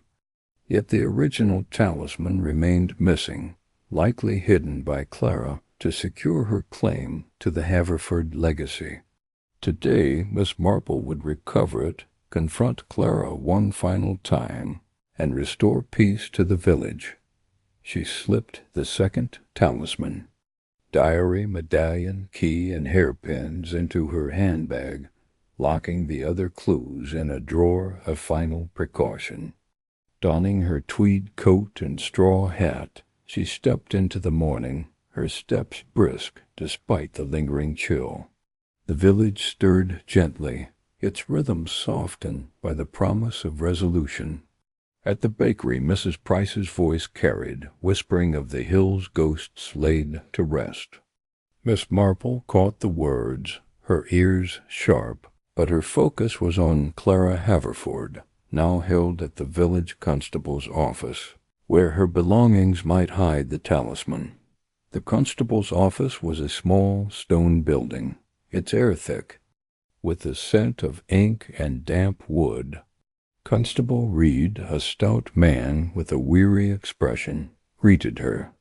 "Miss Marple, you've stirred quite the storm. Miss Haverford's been quiet, but her bags here care to look?" "Indeed," Miss Marple said, her smile disarming. Reed handed her a leather satchel, its clasp worn but sturdy. Inside she found papers, a gold coin like the one Mrs. Price described, and a hidden pocket, its stitching loose. Her fingers probed, revealing a velvet pouch.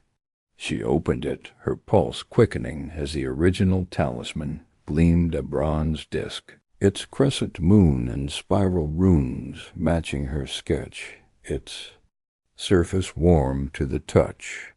A folded note was tucked beside it, its handwriting Clara's. The talisman is mine. The chamber's truth dies with me. Miss Marple's heart raced. The talisman's recovery was a victory, but Clara's note suggested defiance. She thanked Reed and requested to see Clara, who sat in a small cell, her sharp features set in a defiant glare. "Miss Marple," she said, her voice like ice, "you think you've won, but the Haverford's truth is mine to keep." "Not so," Miss Marple said, her tone gentle but firm, holding up the talisman. "This belongs to the village, and the chamber's letters prove Edward's innocence. Your ancestors' crime murdering William for a broken pact is exposed. Why hide this?" Clara's eyes flashed, but her shoulders sagged. "My great-grandmother was betrayed, promised power, but given nothing. The talisman was her right and mine. I took it to claim the chamber, to rewrite our name." Miss Marple nodded, her mind clear. "You used Eleanor, threatened the vicar, but the truth is out. Return to London, Clara, and let St. Mary Mead heal."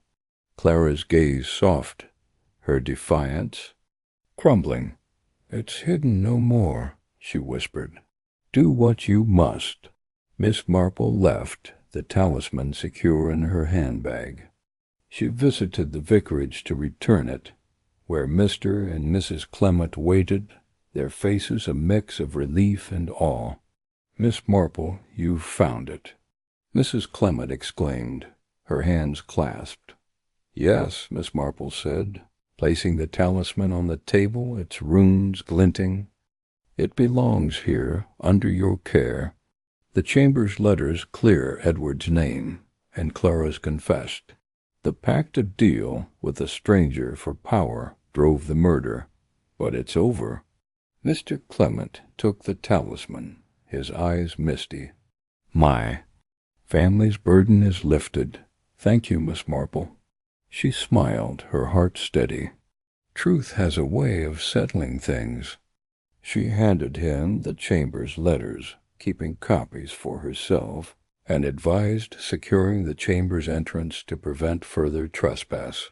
Her final stop was the clockmaker's workshop, where Mr. and Mrs. Hargreaves sat, their faces pale but relieved. Eleanor, safe from Clara's threats, looked up. "Miss Marple, is it over?"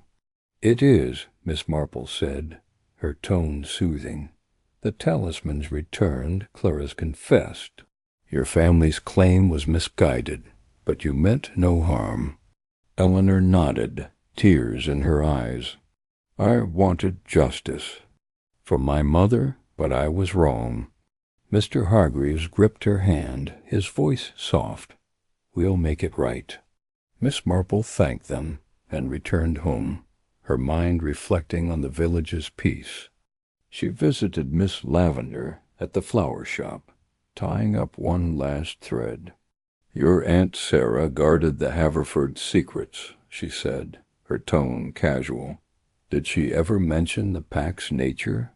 Miss Lavender's hands steadied, a rose in her fingers. "Aunt Sarah said it was a deal for wealth, tied to a woman who vanished.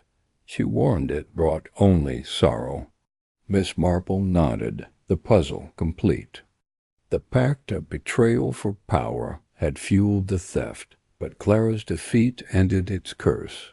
She returned to her parlor, spreading her clues one last time. Cloth, shard, leaf, letter, hairpins, fabric, diary, map. Talismans, notes, stub, photograph, fragment, thread, button, medallion, vial, letters, key.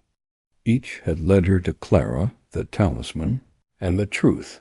She drafted a final note to the vicar, advising a village meeting to share the truth, Edward's innocence, the pact's end, and restore trust. The parlor clock chimed, its notes soft, against the morning's hush. Outside, Haverford Hill stood clear, its mist gone, as if absolved. Miss Marple's eyes gleamed with quiet triumph. The talisman's theft was a knot unraveled, its truth laid bare, and St. Mary Mead was whole again. Chapter 15. The Whispered Pact. The autumn twilight draped St. Mary Mead in a delicate hush. The village's cobblestone lanes and thatched roofs bathed in a fading amber glow. The air carried a crisp bite, laced with the scent of fallen leaves, and wood smoke, as if the season itself whispered of secrets yet to unfold. Miss Jane Marple sat in her cozy parlor, the soft flicker of an oil lamp casting intricate patterns across the polished oak table. The aroma of chamomile tea mingled with the faint must of old books, rounding her as she reflected on the talisman's recent return.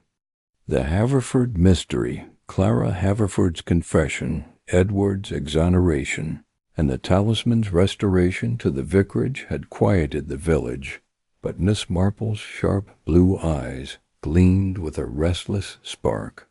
Her knitting needles lay idle, her mind alert to a new disturbance.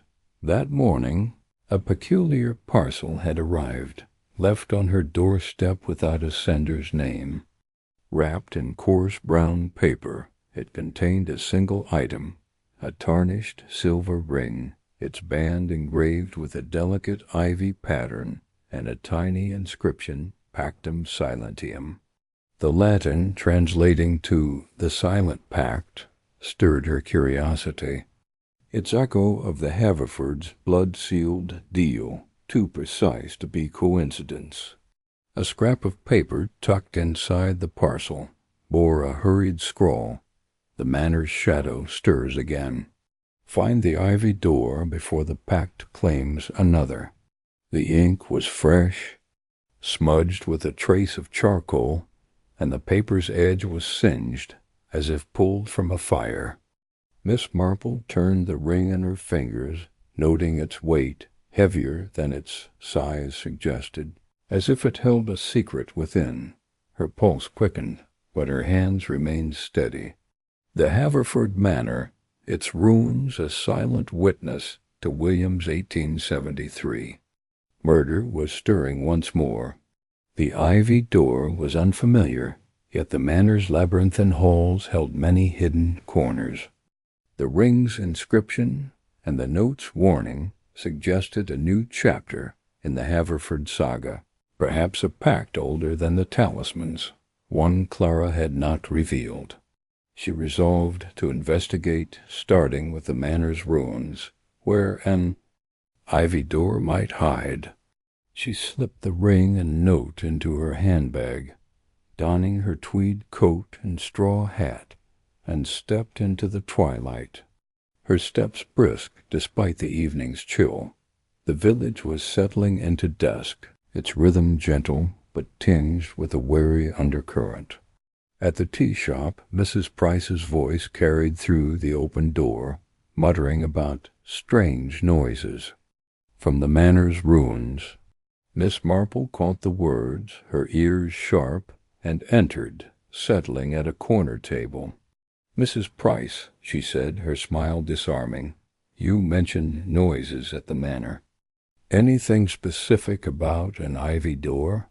Mrs. Price's hands faltered, a teapot nearly slipping. "Oh, Miss Marple, you're at it again."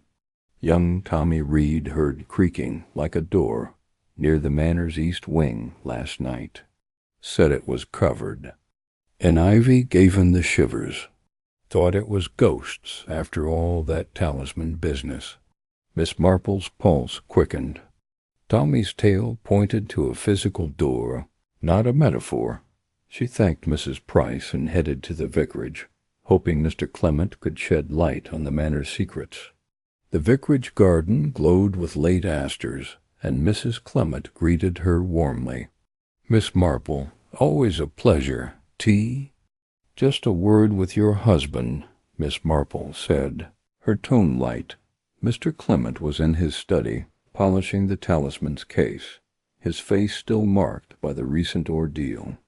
"Mr. Clement," she said, settling into a chair, "the Haverford Manor, does its east wing have an ivy-covered door, perhaps tied to a family pact?"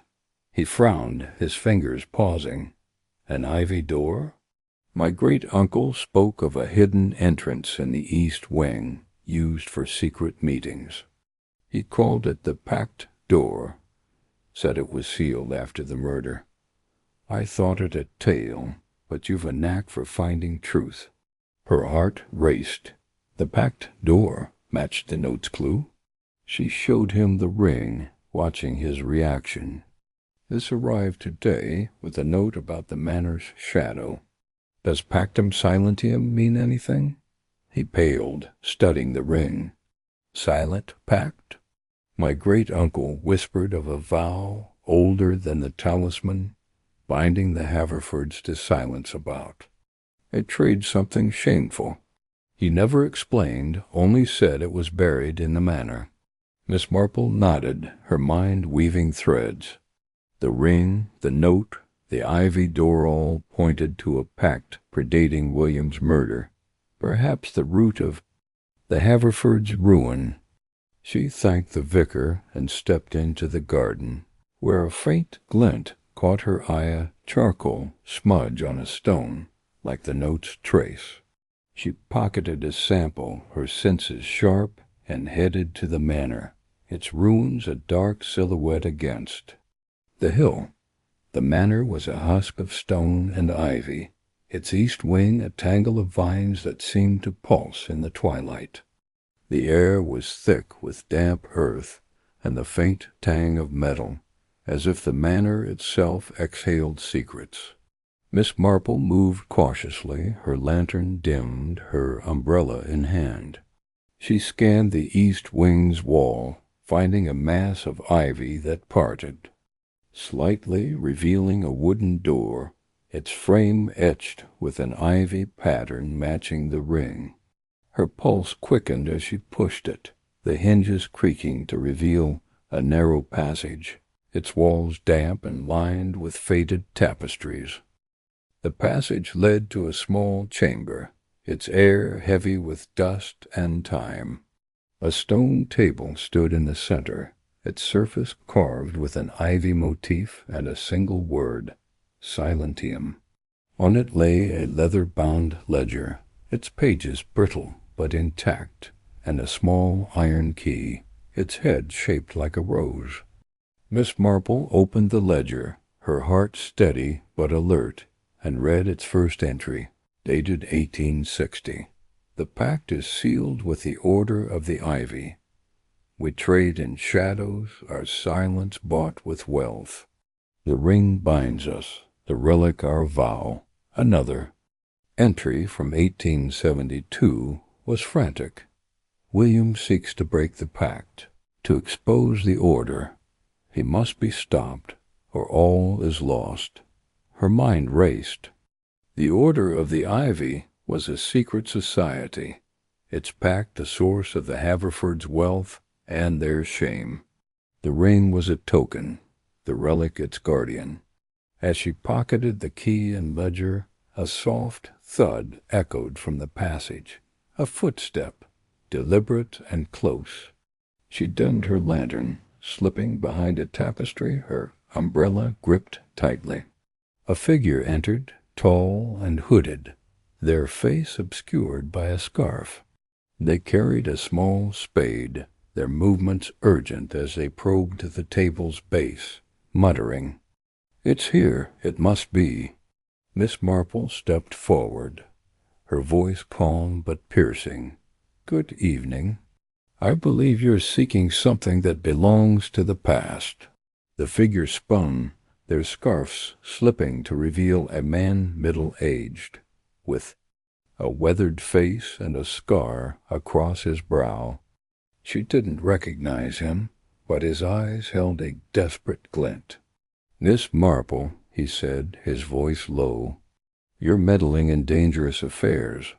"Not meddling," she said, her eyes gleaming, uncovering truth. "You're after the ivy relic, aren't you? Who sent you?" He hesitated, his spade lowering. "No one sent me.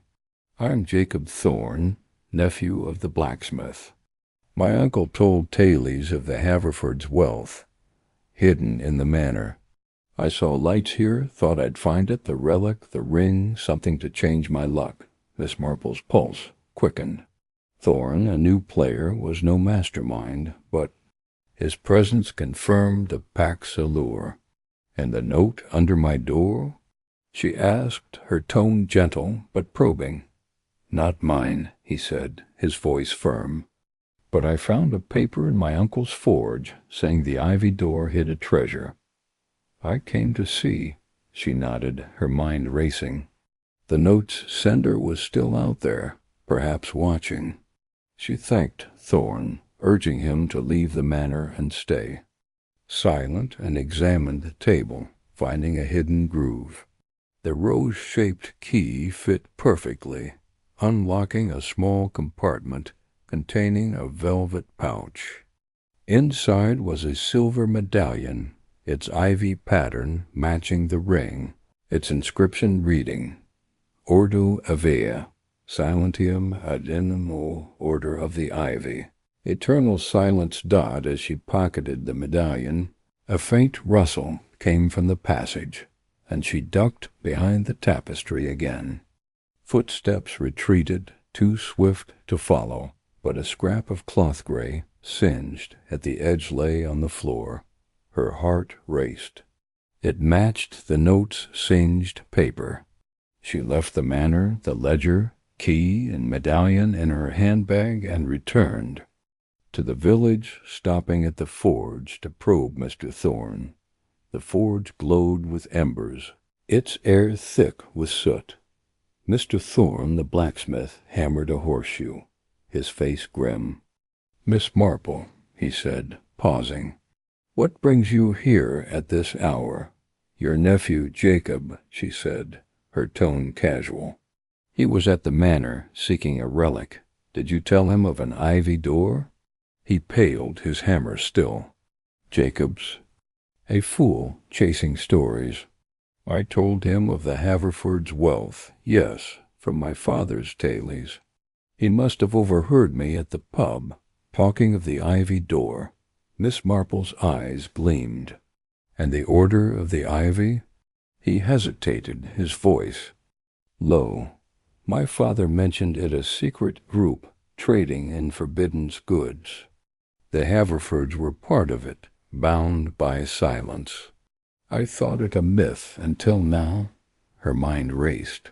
The order was real, its relic a key to the pack's truth. She thanked him and visited Miss Lavender at the flower shop, probing for gossip. "Did your Aunt Sarah mention an Order of the Ivy tied to the Haverfords?" Miss Lavender's hands faltered, a petal falling.